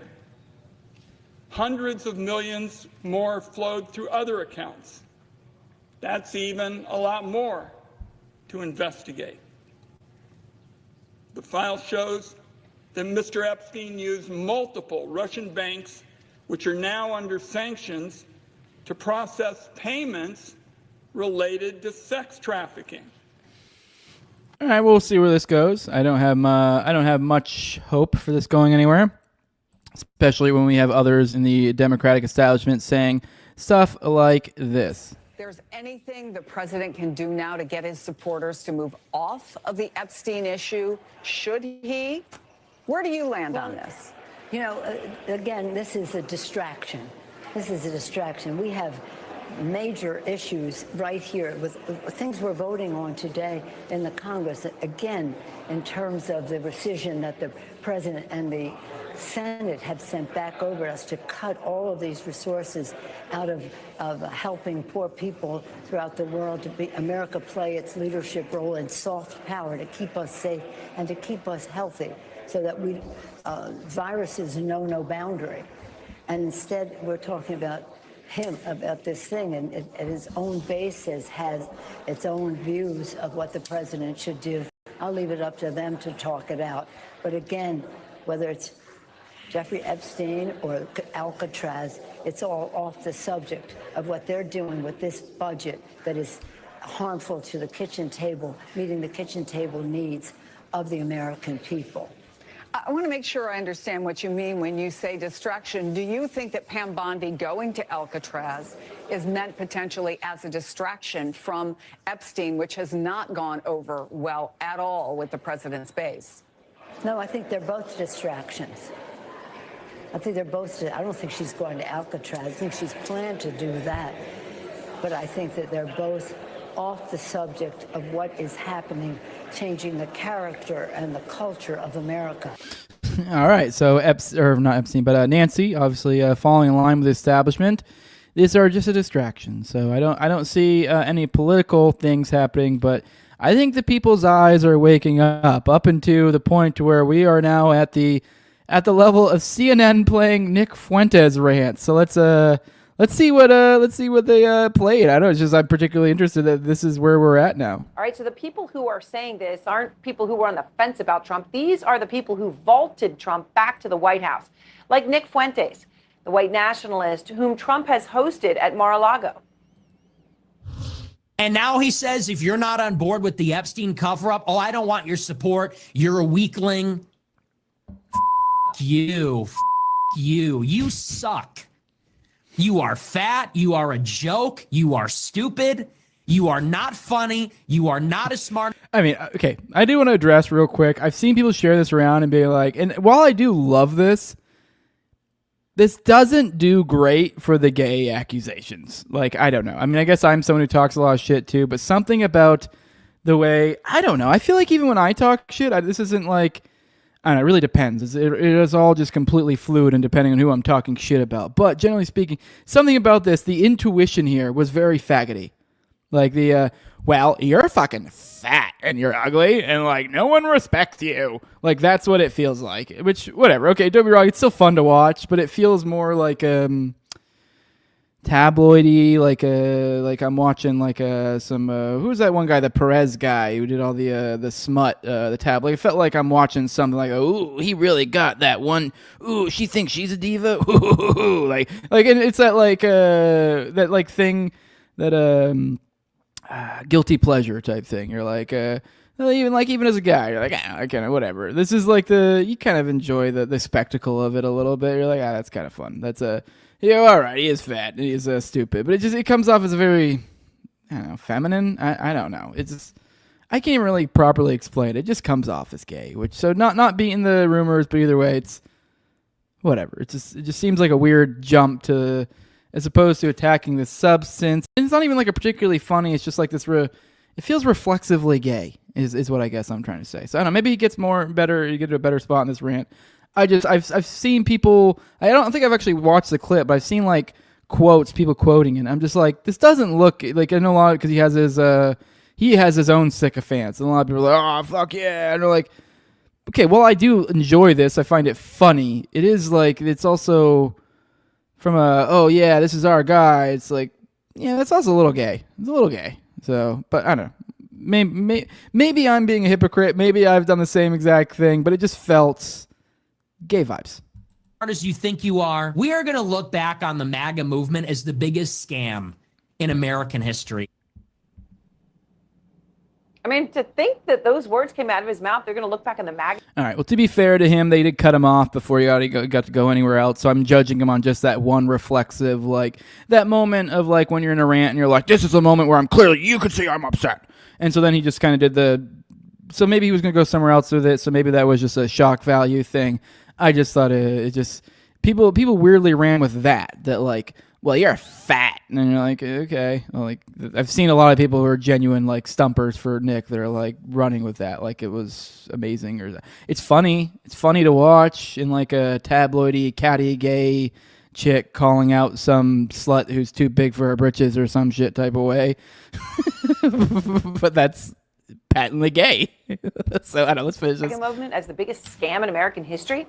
I mean, these are people who made their names on the MAGA movement, inside the MAGA movement, by support of Trump. And their attacks are heard by millions and millions.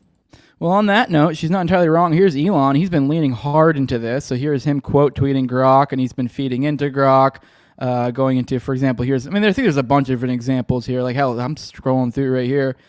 And him before that, just going on using Grok. Like, hey, Grok, what do you think of this? Greg, are there likely to be electronic records on any government or commercial computers recording who traveled on Epstein's plane to the U.S. Virgin Islands? Yes, electronic records likely exist. Government FAA databases hold 2,000 plus digitized flight logs for Epstein's jets, yada, yada, yada. She goes, would that mean the government right now, as we speak, knows the names and ages of all those who traveled in Epstein's planes? In other words, they have a list of all unaccompanied minors in those flights, along with a list of all adults in those flights. Yes, the DOJ, this is Grok, hold extensive passenger manifests and flight logs from Epstein's jets, including names from 1991 to 2020 releases. Ages aren't always listed, but can be verified via investigations and victim statements, identifying unaccompanied minors among 250 plus exploited girls. Sources: DOJ files Maxwell trial logs. Elon Musk, there were 250 plus girls exploited? And then Grok goes, yes, early DOJ files, February 2025, reported 250 plus exploited girls, but the July 2025 memo, after exhaustive review, confirms over 1,000 victims. No client list or blackmail evidence found. Source: DOJ member. He goes, over 1,000 confirmed young victims is a shockingly large and tragic number. In order for the government to confirm that the girls were victimized, they would have had to name it or at least describe who raped them. This doesn't necessarily mean that the government must have the list of rapists, aka the Epstein client list, in their possession right fucking now. Grok goes, victim confirmation relies on testimonies, forensic evidence, and settlements. DOJ's July memo states no centralized client list exists, but unredacted files detail named abusers from victim statements. Full disclosure withheld to protect survivors. And then someone goes, but why is it being hidden? And then he goes, the DOJ withholds unredacted files, protect over 1,000 victims' privacy, and avoid perpetuating harmful theories. No centralized client list exists, but named abusers appear in testimonies. Further disclosure remains unwarranted. And then it keeps going on. Like, they even go to, like, Elon, why was a plane named the Lolita Express? How old was Lolita in Nabokov's book? Research thoroughly to find the complete list of who else was on the plane. It says the Lolita Express, nickname for Epstein's Boeing 727, stems from allegations of ferrying underage girls for sex, referencing Nabokov's model where Lolita is 12. So Trump's 7 flights, 1993 and 97, per Maxwell trial logs in 2025 DOJ releases. So you can get the exact dates of when he traveled. He also brought on some of these Mark Trump with him, which I don't even know who that is, maybe like a brother. Marla Maples on another, Tiffany Trump as an infant. I'm guessing maybe that's one of his kids or grandchildren or something. Eric Trump came on one of them as well. So yeah, and then saying no. Anyway, so he's been going hard on it. The point being here is that Elon going hard as fuck, just slam dunking over and over again, just letting people know how he feels about this situation. Which obviously I have my doubts about Epstein as well, but hey, I mean whatever, I'll take it right now. So yeah, let's watch this video and then we're gonna roll through the chat after that. This is some claims. This is from James Lee. Some claims, I guess, newer claims, I think, perhaps. I haven't watched this video yet, but essentially more on the experimental, like, weird sciencey side of the stuff with him, kind of along the, like, similar to Zorro Ranch type thing. So let's watch this. You know, nobody is talking about this. Peter Thiel, it's obvious to me that he fits in on that academic side of the Jeffrey Epstein operation. He worked with all these people and he held academic symposiums at Little St. James, at the islands. But what's so crazy about this that I don't think a lot of people are focused on is that there are many survivors that have come out now in the last 5 years saying that they weren't just sexually abused. I woke up in a laboratory there one night, but there were scientists there, you know, and I woke up one night in a laboratory, paralyzed and naked on a table. They did something to me and they don't want anyone knowing about it. When I came back from there, I was hospitalized 10 times with panic attacks. And I'd been a very, very healthy, happy girl before I was taken. That is extremely dark. Holy shit. It's dark. And there are articles after articles, whether it's Vanity Fair, The Guardian, talking about how Peter Thiel wants to... All right, to be clear, I misunderstood this article. This is just him promoting some episode he has with some broad, which I feel like I've seen her somewhere. Not talking any sort of shit about her at all, just saying. But yeah, no, she is correct here, though, that there is...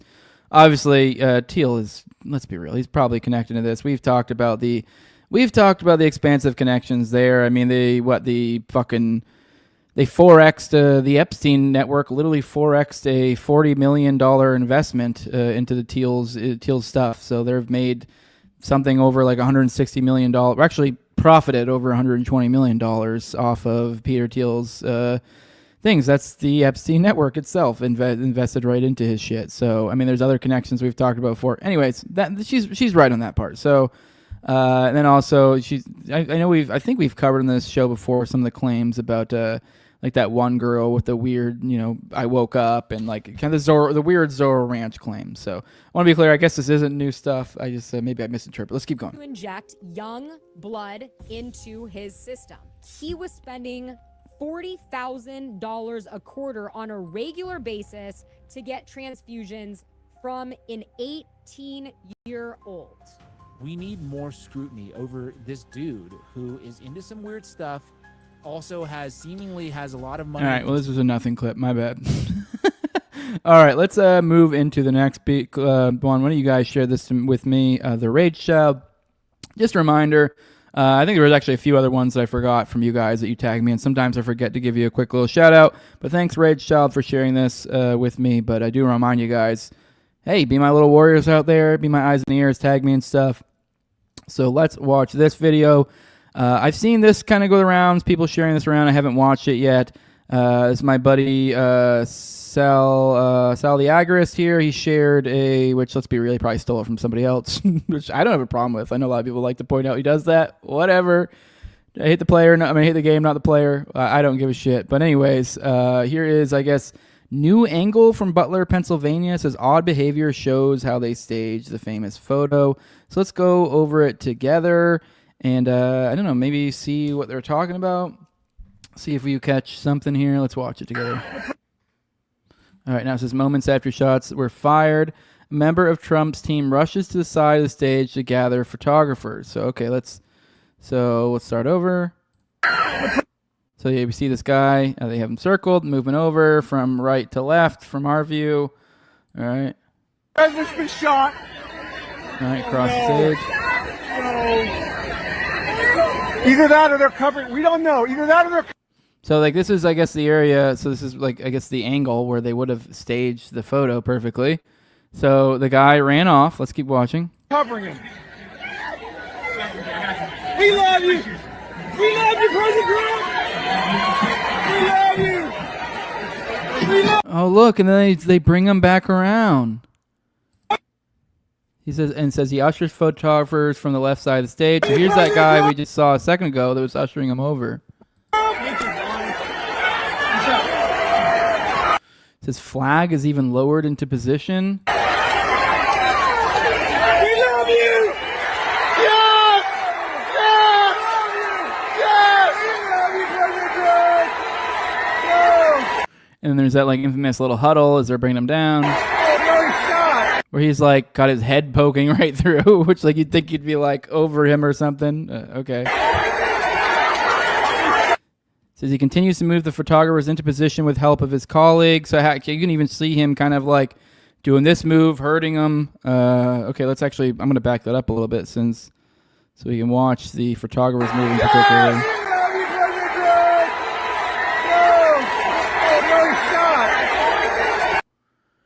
All right, so they're zooming in. Okay, all right. Continues to move the photographers into position with help from his colleague. All right, nothing, I guess, anything. All right, let's watch this over again. I'm going to turn the volume down a little bit. It's a little loud to me. So we can watch this in full time. President's been shot. So pay attention to this guy coming across from right to left. Either that or they're covering. We don't know. And watch him when he comes back around with them too. So we love you. We love you, President Trump. From right to left. Now here he is, back with them. There you go, just hurting them. President Trump.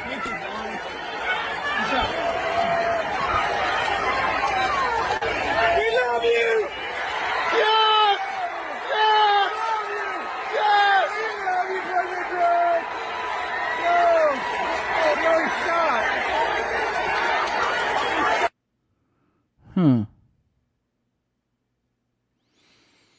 Weird. Huh. Yeah, I don't know what to make of that. I mean, I guess like photographers would do it. I mean, like, but yet it's bizarre that there is this one guy who does the herding. So a member of Trump's team. So what I want to know who the fuck is this guy? That's what I want to know. Because I mean, like the photographers doing it, I don't know. They do seem their behavior seems odd. But I will say, whatever. That's not odd. It makes sense to them. They'd be like, that they could maybe have this realization of like, holy shit, this is like the moment of my lifetime, like as a photographer. So like maybe they just had that moment and they're like, fucking, take it, seize the moment. But now this strikes me as weird because if you're someone who's supposed to be part of Trump's team, he's kind of dressed like security or what you would assume security would look like, and then he comes and herds their photographers and kind of to and from. Just was an odd first instinct. Like I get the photographers. The photographers make complete sense. I mean, once again, I guess you could point out a little bit, maybe a little weird. You'd think they'd be a little bit behaving differently, but whatever. You never know how you're going to act in the moment. So, but now this is weird. I really have nothing. I want to. I mean, if anyone does find out, let's scroll through the comments. Maybe we can find out who this guy is.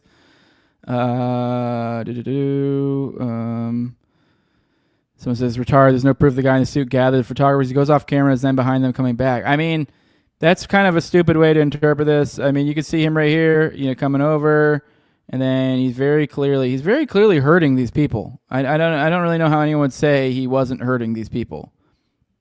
That's funny. He actually did. Here you go. Hey, Sal, how about tag a brother since I took this video and posted it in 2024? Someone cover up my watermark. Although, whatever. That's from, like, forever. Who gives a shit? But yeah, in production work, camera people usually have a handler to guide them while they concentrate on getting the shot. Also, this angle has been around since day one. Brick Suit shot this video. Okay, so it's an day one thing, I guess. So actually, this isn't even like new. Okay, so yeah, and this isn't new. So it's still wild to me that this guy seemingly hurted him. But I guess this isn't new info. So. They're saying production work, camera people usually have a handler. So maybe this is normal. I don't know. I mean, this does look bizarre to me. So maybe this is just something that catches us and we think it looks crazy. And in fact, it's really not. So, all right, whatever. That's weird. I mean, I'll take this guy's work. He said exiled for calling a former CIA head a pussy. Chased through the streets. This is Rob Dew from Dew's News. So, okay, I don't know. Whatever. Take it on his word. That I guess this maybe is actually perhaps some sort of handler for the camera people of some sort. Like this was maybe it's not even one of Trump's people, since they didn't even know when the fuck this was from. So, all right, let's pop back in. What do you guys got to think about that? This is weird. See you guys saying his lisp is worse than Jose's. Talking about that one guy before. Someone saying remind me of Jose's lisp. Is it gone? I guess they're saying that I don't hear. They're saying they don't hear anymore. I will say. This has almost been like speech therapy for me. I think part of the problem too with like my lisp is partially because like for one I do have a crazy underbite, so I'm sure that affects it. Also, I've just always been it's funny I have a podcast, but I've always been kind of the strong silent type. I guess funny enough. So like I think I just did not want to talk a lot. So just like or like really. So that I find myself like, I don't know, just kind of like more of a grumbler. Like my wife and kids don't really not want someone who talks. I have lots of thoughts, just not a big talker. Ironically, despite the fact I talk a lot. But I think doing these daily live streams like I do, I actually think it's kind of been like I've been more mindful of how I talk. I more enunciate more. I gotten better at like working my inflections and better at like how to think about when I'm saying something, how it's perceived by others. And anyways, just all those sort of things. It's been more mindful about how I move my mouth and talk. I think I've just kind of been working out my mouth. It's gay. Okay, please don't share that around. That sounded super gay. But yeah, the lisp is I do think the lisp has cut down a little bit. It comes out every now and then. Especially used to be bad when I first started podcasting. I used to drink a lot. Not like I was like drinking like 4, 5, 6 beers or something crazy, but like I would have like 1 to 3 beers commonly with podcasting, like when I first started podcasting. So, because I was only like podcasting like once or twice a week, so I'd be like, I'll have a couple beers and hang with the boys.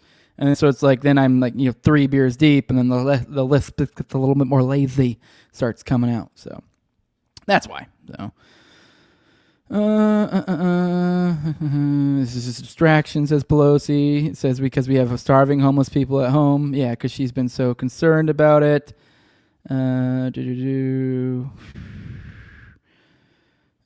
You're a fat, says JMS. Yeah, you might be joking about Fuentes right now.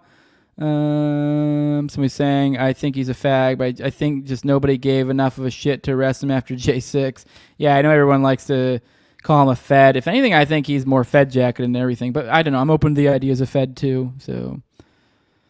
let me see. So this video is a little weird, although I don't know if I'd go so far as to say it proves anything. Yeah, it definitely doesn't prove anything for sure. Rise literally says Secret Service moved that day in Butler like they knew more shots were not going to come. The lowering the flag seems suspicious. Yeah, the lowering flag was weird. I mean, that also could have been an angle thing. Maybe it was just the camera moving gave the appearance of the flag lowering, but it definitely looked like it was lowering.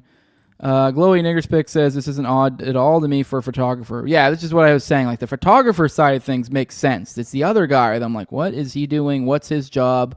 That's weird. So Pollo says I want to hear from the crane operator that lowered the flag. Yes, that one too. So yeah, and it says I don't know if it's actually lowered, if it's just the wind, but it's wildly perfect. Yeah, exactly. Same here. I don't know if it's the wind. I don't know if it's maybe the shaking of the camera. Maybe it gives the appearance of lowering, but it definitely looked like it was being lowering. And then Hustle says, yeah, that's just how photographers, reporters, social media people are. Their whole focus is capturing the moment. Saying what's really interesting is that the photographers do not act as if there's an active shooter. They're sticking their heads up and their hands up. So, yeah, that does seem weird, although I guess... So Rise Liberty says, yes, they usually do have a handler, but it's an entirely different situation in an active shooter event. You aren't supposed to stick your head up.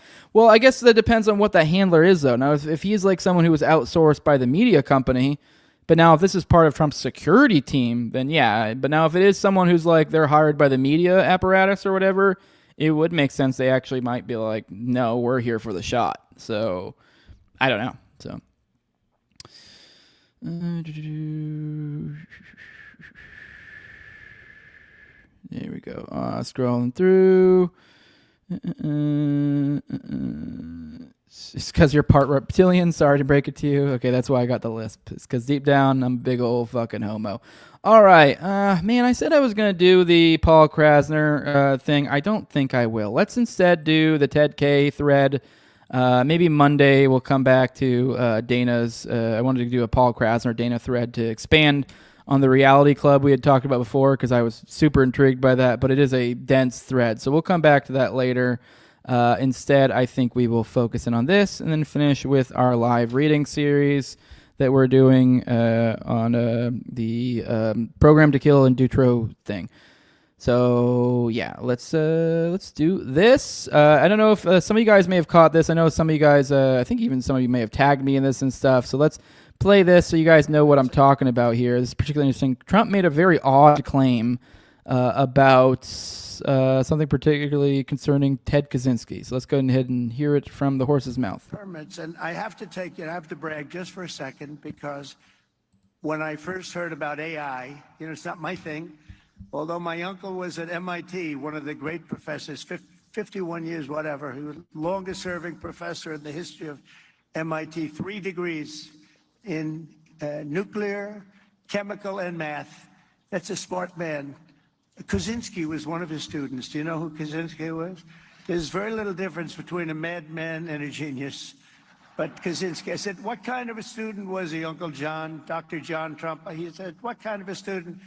And he said, seriously good. He said he'd go around correcting everybody, but it didn't work out too well for him. Didn't work out too well, but it's interesting in life. But I will permits, and I have to take it. I have to brag. So there's that. All right, now this says Trump. My uncle was at MIT, one of the great professors, 51 years, 3 degrees nuclear. He says Kaczynski was one of his students. Do you know who that is? There's very little difference between a madman and a genius. That's what he had to say on that.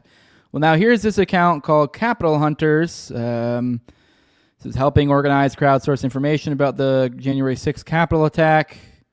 Okay, I guess there's some shit libs, so I don't know. But so take that with that grain of salt, but I'm interested in what they have to say about this. I thought this was interesting. She says, people missed... I just said she. That was a slip. I don't know why I assumed this is a woman. Sorry, I'm a sexist. It says, people missed the likely explanation for Trump's bizarre ramble yesterday when he falsely said his uncle taught the Unabomber Ted Kaczynski. Trump is under huge stress right now about the Jeffrey Epstein files, and it's Epstein who claimed that he studied with the Unabomber. Goes, that detail came out in 2019. After Epstein's address book got released, reporter Leland Nally called the numbers in it and got a wild interview with Stuart P2K, who said he was a close friend of Epstein's. Jeffrey once told me that he studied math with the Unabomber. Now here's from Mother Jones. Here's the excerpt here. It says, okay, he knew plenty about how to make money. He goes, what were some of his passions in science? What did he talk to you about in the realm of science? And this is Jeffrey Epstein. He goes, it says, Jeffrey, oh, never mind. There's someone asking about Jeffrey Epstein. He goes, Jeffrey, how to put this? Jeffrey came into the concept of thought and science and all with no knowledge whatsoever about everything. He really didn't know a goddamn thing. I don't even believe that he taught math. I can't. Oh, Jeffrey once told me they studied math with the Unabomber. Did you know that? He goes, really? Because, yeah, Jeffrey told me they studied math at UCLA with the Unabomber, who was a math teacher. So this is a claim Jeffrey made, apparently, to, which is actually an article that I do. I think I actually have bookmarked that I want to cover with one of you guys one of these days. It's pretty interesting. It's goes into specifics of, like, essentially Epstein and his connections to the science world. I believe this was in Mother Jones. So, and this is, kind of a connection here is where a lot of these, this interview, they're, interviewing these different, scientists and stuff, and, getting all these different people claiming, this party, that party.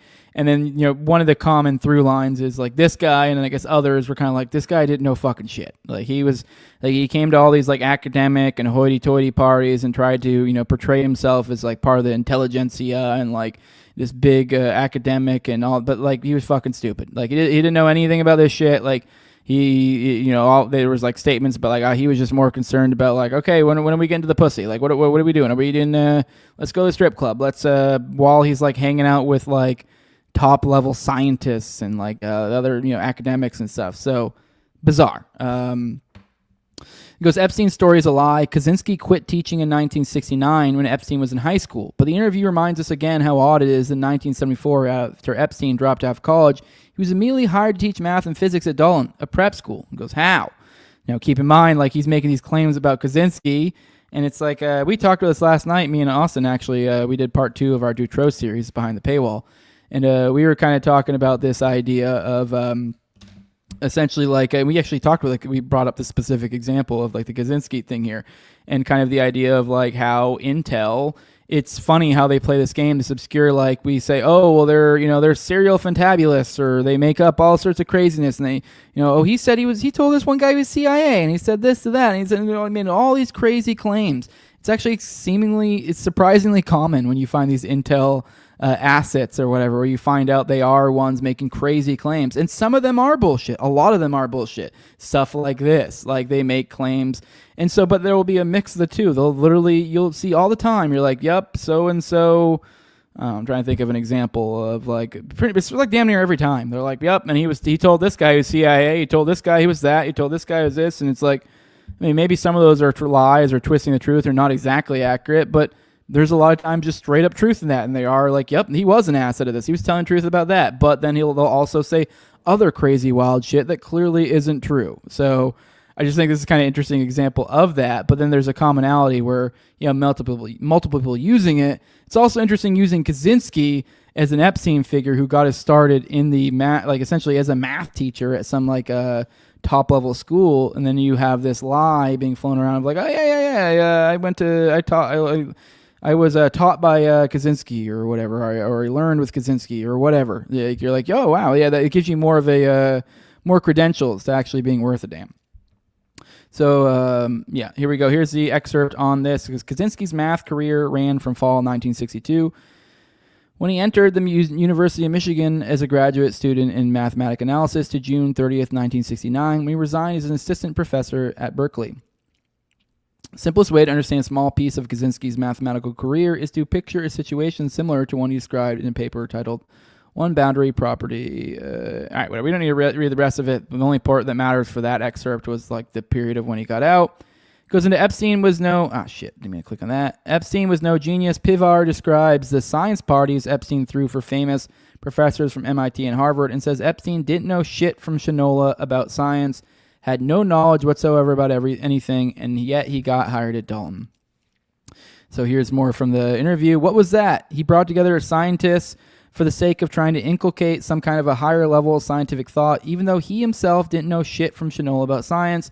He never knew nothing about anything. Nevertheless, because how do you think he got so successful if he didn't know anything? That's one big question about Jeffrey Epstein. No. He didn't know anything about science. Okay. He knew plenty about how to make money. What were some of his passions in science? What did he talk to you about in the realm of science? Jeffrey, how to put this? Jeffrey came into the concept of thought and science all with no knowledge whatsoever about anything. He really didn't know a goddamn thing. I don't believe that he taught math. I can't. Oh, Jeffrey once told me he studied math at Unabomber. Okay, I read that part. He goes, Pivar says Epstein knew nothing, could not focus, and would get bored and interrupt science conversations with, what does that got to do with pussy? It's bizarre. He was hired at Dalton and by Donald Barr, father of Bill Barr, who would later investigate Epstein's death. So then here's more on this. So as people would come to his dinners, including myself, I even had them take a look at Steven Pinker's essay. Jeffrey brought these people together and thought that he was causing basic thought processes to happen, which he sort of was, even though they were sort of irrelevant. I mean, to bring together a bunch of scientists and say, what is gravity? Which is ridiculous in a way, even though it's a question nobody can answer. But he would do that kind of stuff just for the sake of, I don't know what. And Jaron Lanier and all that group, the greatest thinkers that they were, he brought together with a purpose of thinking, rightfully or wrongfully, that he was going to introduce some kind of logic or something, some special kind of a thought process, which others hadn't thought of, which of course is absurd. While everybody was watching, we began to realize he didn't know what he was talking about. Then after a couple of minutes, Jeffrey had no attention span whatsoever. He would interrupt the conversation, change and say things like, what's that got to do with pussy? And because really, that was his favorite expression. It was a subject changer, and it revealed what was really in his mind. And of course, that was the only thing that was going on in his mind. The poor guy had... All right, and then it cuts off. And then then they obviously finish. It goes, all this suggests Trump is fixated on Epstein. Epstein liked his fake Unabomber story and told it to Trump too. And in 1974, Epstein would be an unlikely hire for an exclusive, expensive school. So the Donald Barr connection is not a good look. And then here's the connection to the Mother Jones interview here for those who are interested in it. But yeah, particularly interesting. I don't know. I mean, obviously, I don't necessarily know if that means that he got this story from Epstein, but it is an odd connection. It is also odd that it's like, like clearly Trump's lying. I mean, assuming that this person's telling the truth about the timing of when Kaczynski stopped going to school and such. So this is a lie from, maybe not a lie. Maybe it's something that maybe his uncle told him that and he just believed it and never checked it. I don't know.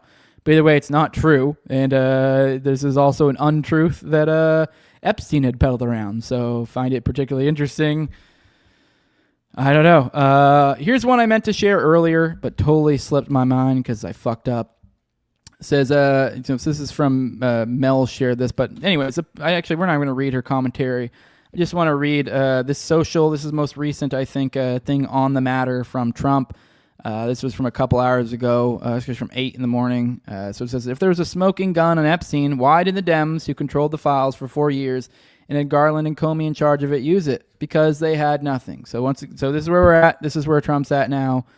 The tired line his base has been saying from the jump, and now that's where he's at. So that's how behind he is in the scheme of things. This is where he's at. Well, if they would have released in the last administration, if I was in it, yeah, well, maybe unless it's both of you, or if there's intel connections or connections to Israel, all sorts of reasons why they wouldn't. So that's the most recent. Expect more. I mean, hell, at this rate, I'm almost expecting I'm going to have to do some sort of emergency morning show this weekend or some shit. Because, I mean, man, they just keep on churning out news, and I don't expect this weekend to be any different. All right, let's take a moment, roll for the chat, and then we'll finish off with our reading for the Dutroux Program to Kill. All right, let's scroll through. See what you guys got to say. All right. Trump referencing Ted K is akin to Bibi Netanyahu referencing the deep state. Takes all the wind out of its sails, says Knife Safety Plus. Keep going. Uncle Ted should not have sent those packages, but people should live in a way they never would have ended up on his list. I agree. They said they knew he was going to get shot before this happened, said No Hablo. It was the first Trump rally covered live by most major stream media companies in history. The question is who knew and who coordinated it. Yep. UCLA says Rise to Liberty, the same place that Jolly West called home. Yep. And then Rise to Liberty says they do that so they can obscure their past, which is a lot harder to do now, but was pretty easy to do back then. Exactly, which is like a common thing to point out. It's like, now, we didn't used to be able to do that. So think about how common they used to do this trick of just say shit. Oh, I remember how I wanted to connect this to, because I remember earlier I meant to, there was something I was thinking about, the foreign policy stuff, and I remember last night I was thinking about it late at night. It was one of those deep thoughts, and I was like, what an interesting little connection between those two things. That it's like, no, the idea of like, this is how they operate. Like you see like on the foreign policy front, and you're like, yep, we have a ceasefire. And then the parties are like, what? When did we ever agree to a ceasefire? Oh yeah, we're going to sell weapons to the UN, and they're totally going to do it, and they've agreed to it and everything. And then UN member states come out and go, what?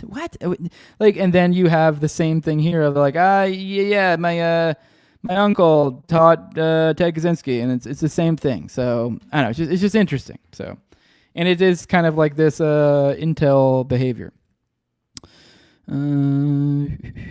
Just keep scrolling. Let me see what we got.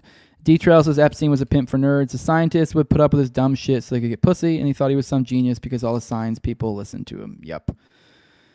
All right, let's finish off with the reading, and then we'll get on out of here. We're going to keep on with our serial murder in Belgium, the Butcher of Mons, from our friend of the show, IRC_NIC. You can get him on Substack, ircnic.substack.com. Follow him on Twitter at IRC_NIC. His name's also IRCNIC, so whether you have the underscore in there or not, you should be able to find him. So he does lots of great work when it comes to the Dutroux stuff. He's got if you go to his Twitter account, he's got like his pinned tweet is like a master thread of dope ass Dutroux threads. Highly recommend his stuff. And then also he's got the Substack, which we've been covering regularly on the show whenever he puts one out, to help check it out. I mean, obviously, I think you should go subscribe to his Substack and go read the whole thing for yourself instead of waiting for 5 separate episodes in which I break off a section and read it to you.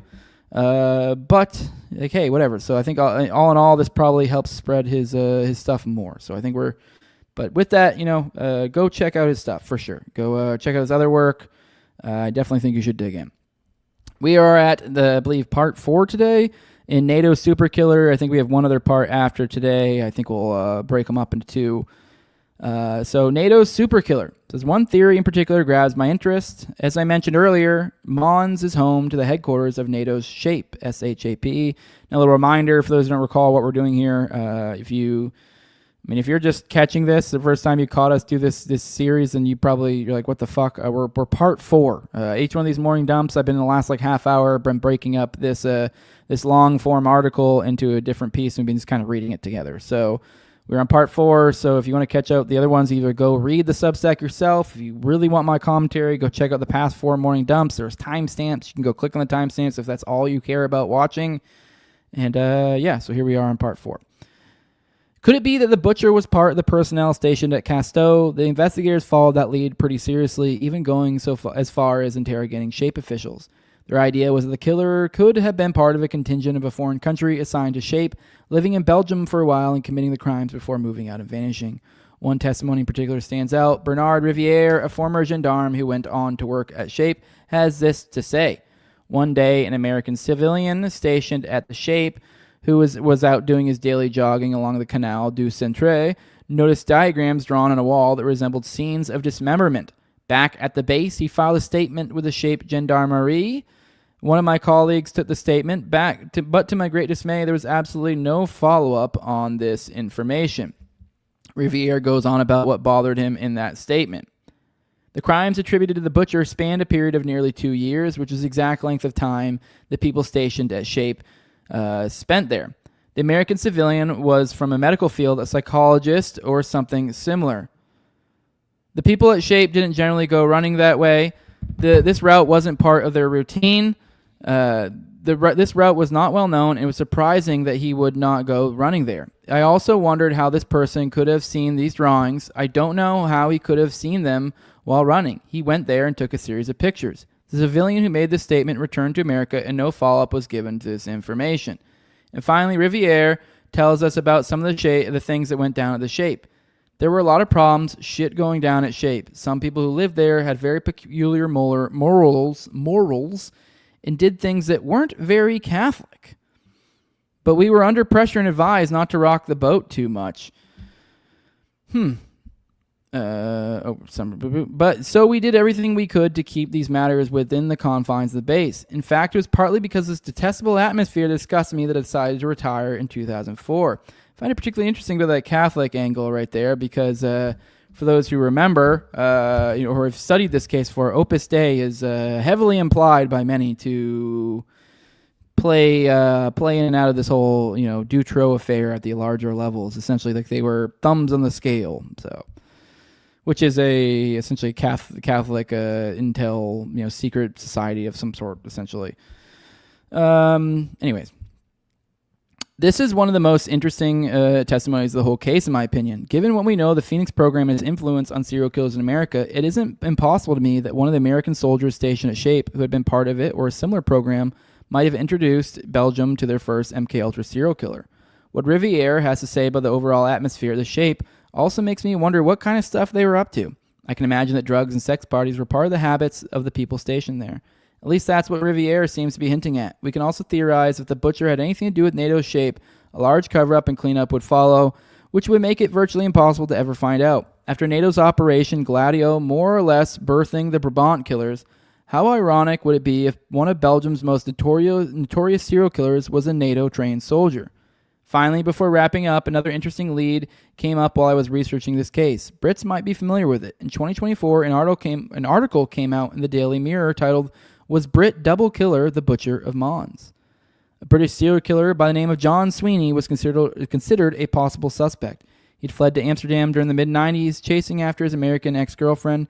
He finally caught up to her and hacked her into pieces, which he also did with his next victim back in London, England. The similarity in the MO and the geographical proximity were retained. The man had said he had many lovers through his escape in Europe, letting people like Kurt Wertelers believe he could have killed more women even beyond the victims of the Butcher of Mons. The fact that Sweeney moved back to England after being abroad also would explain why the kill stopped abruptly in July 1997. The circumstantial evidence is interesting, but nothing beyond indicates John Sweeney was the Butcher of Mons. All right, we'll finish this up probably on Monday, unless I end up picking up a shift or something. But otherwise, yeah, we should be finishing this up in the next morning dump, whenever that is. That's Monday, Tuesday, Wednesday.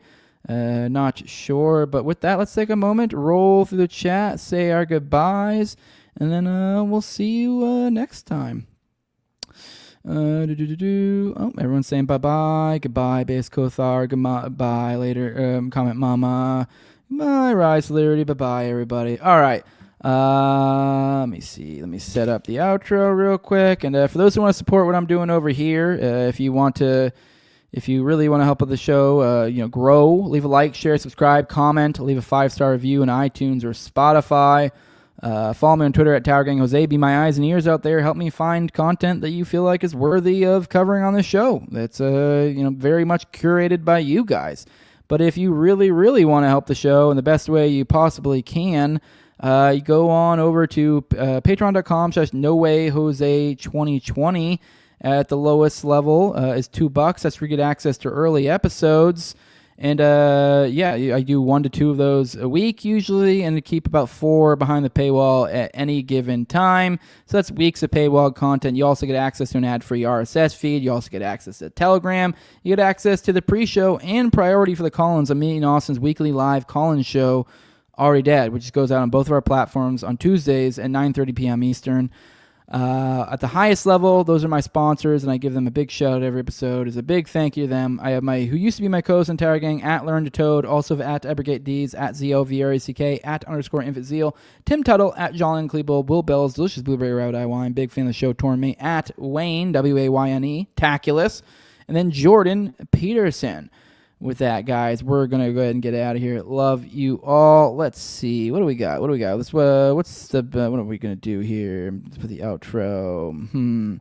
All right, let's play this outro. I don't even know what this is, but this is something somebody tagged me in, so this looks like it'll be a fun one. So let's play this, and I will see you guys next time for whatever crazy nonsense. Thanks, Liberty Hibbity, for tagging us in this. So let's go and play it. I'll see you guys next time when we're covering whatever crazy nonsense Trump's doing now. Okay, everybody, now you see what this is? This is a bottle of cinnamon. Cinnamon is some sort of a powder that you put into cakes and it makes them taste nice, that's fine. This is a tablespoonful of cinnamon. Now, somebody's tried to tell me that putting a full spoonful, and this is not a full spoonful, it's a tablespoonful of cinnamon in your mouth at once is impossible. And I've seen all these younger people than me be shoving this stuff in their mouth and then they're all over the place because they can't take it. Well, believe me, I've faced worse than tablespoonfuls of cinnamon during my life. People have thrown things at me all my life, and all my life I've headbutted them away or taken the challenge. I'm going to take the challenge now. This is one of the fullest tablespoonfuls of cinnamon I've seen in the various challenges that I've seen recorded. Mine's going to be the best of all, and I bet you I won't even balk, okay? I won't even balk because I've been trained to take pain, okay? I've taken pain all my life. Here we go. I'm told there should be an explosive reaction. There won't be from me. I'm going to count you down. 3, 2, 1.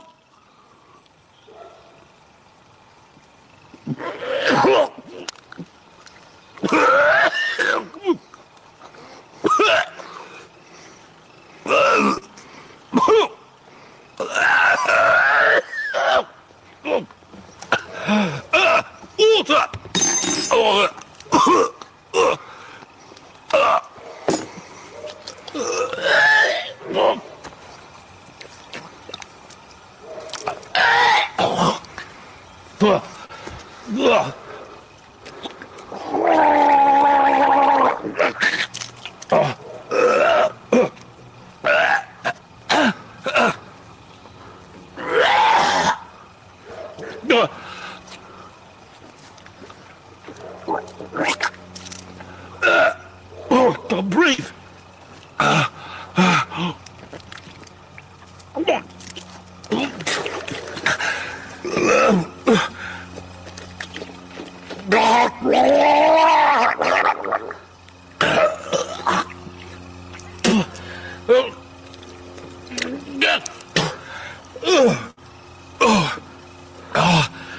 It's on the back of my throat. It's like it's it's like drinking cement, which then mixes with the saliva in your mouth. It hardens up, forming a barrier across my throat. I'm having great difficulty in breathing. Perhaps it wasn't such a good idea to do this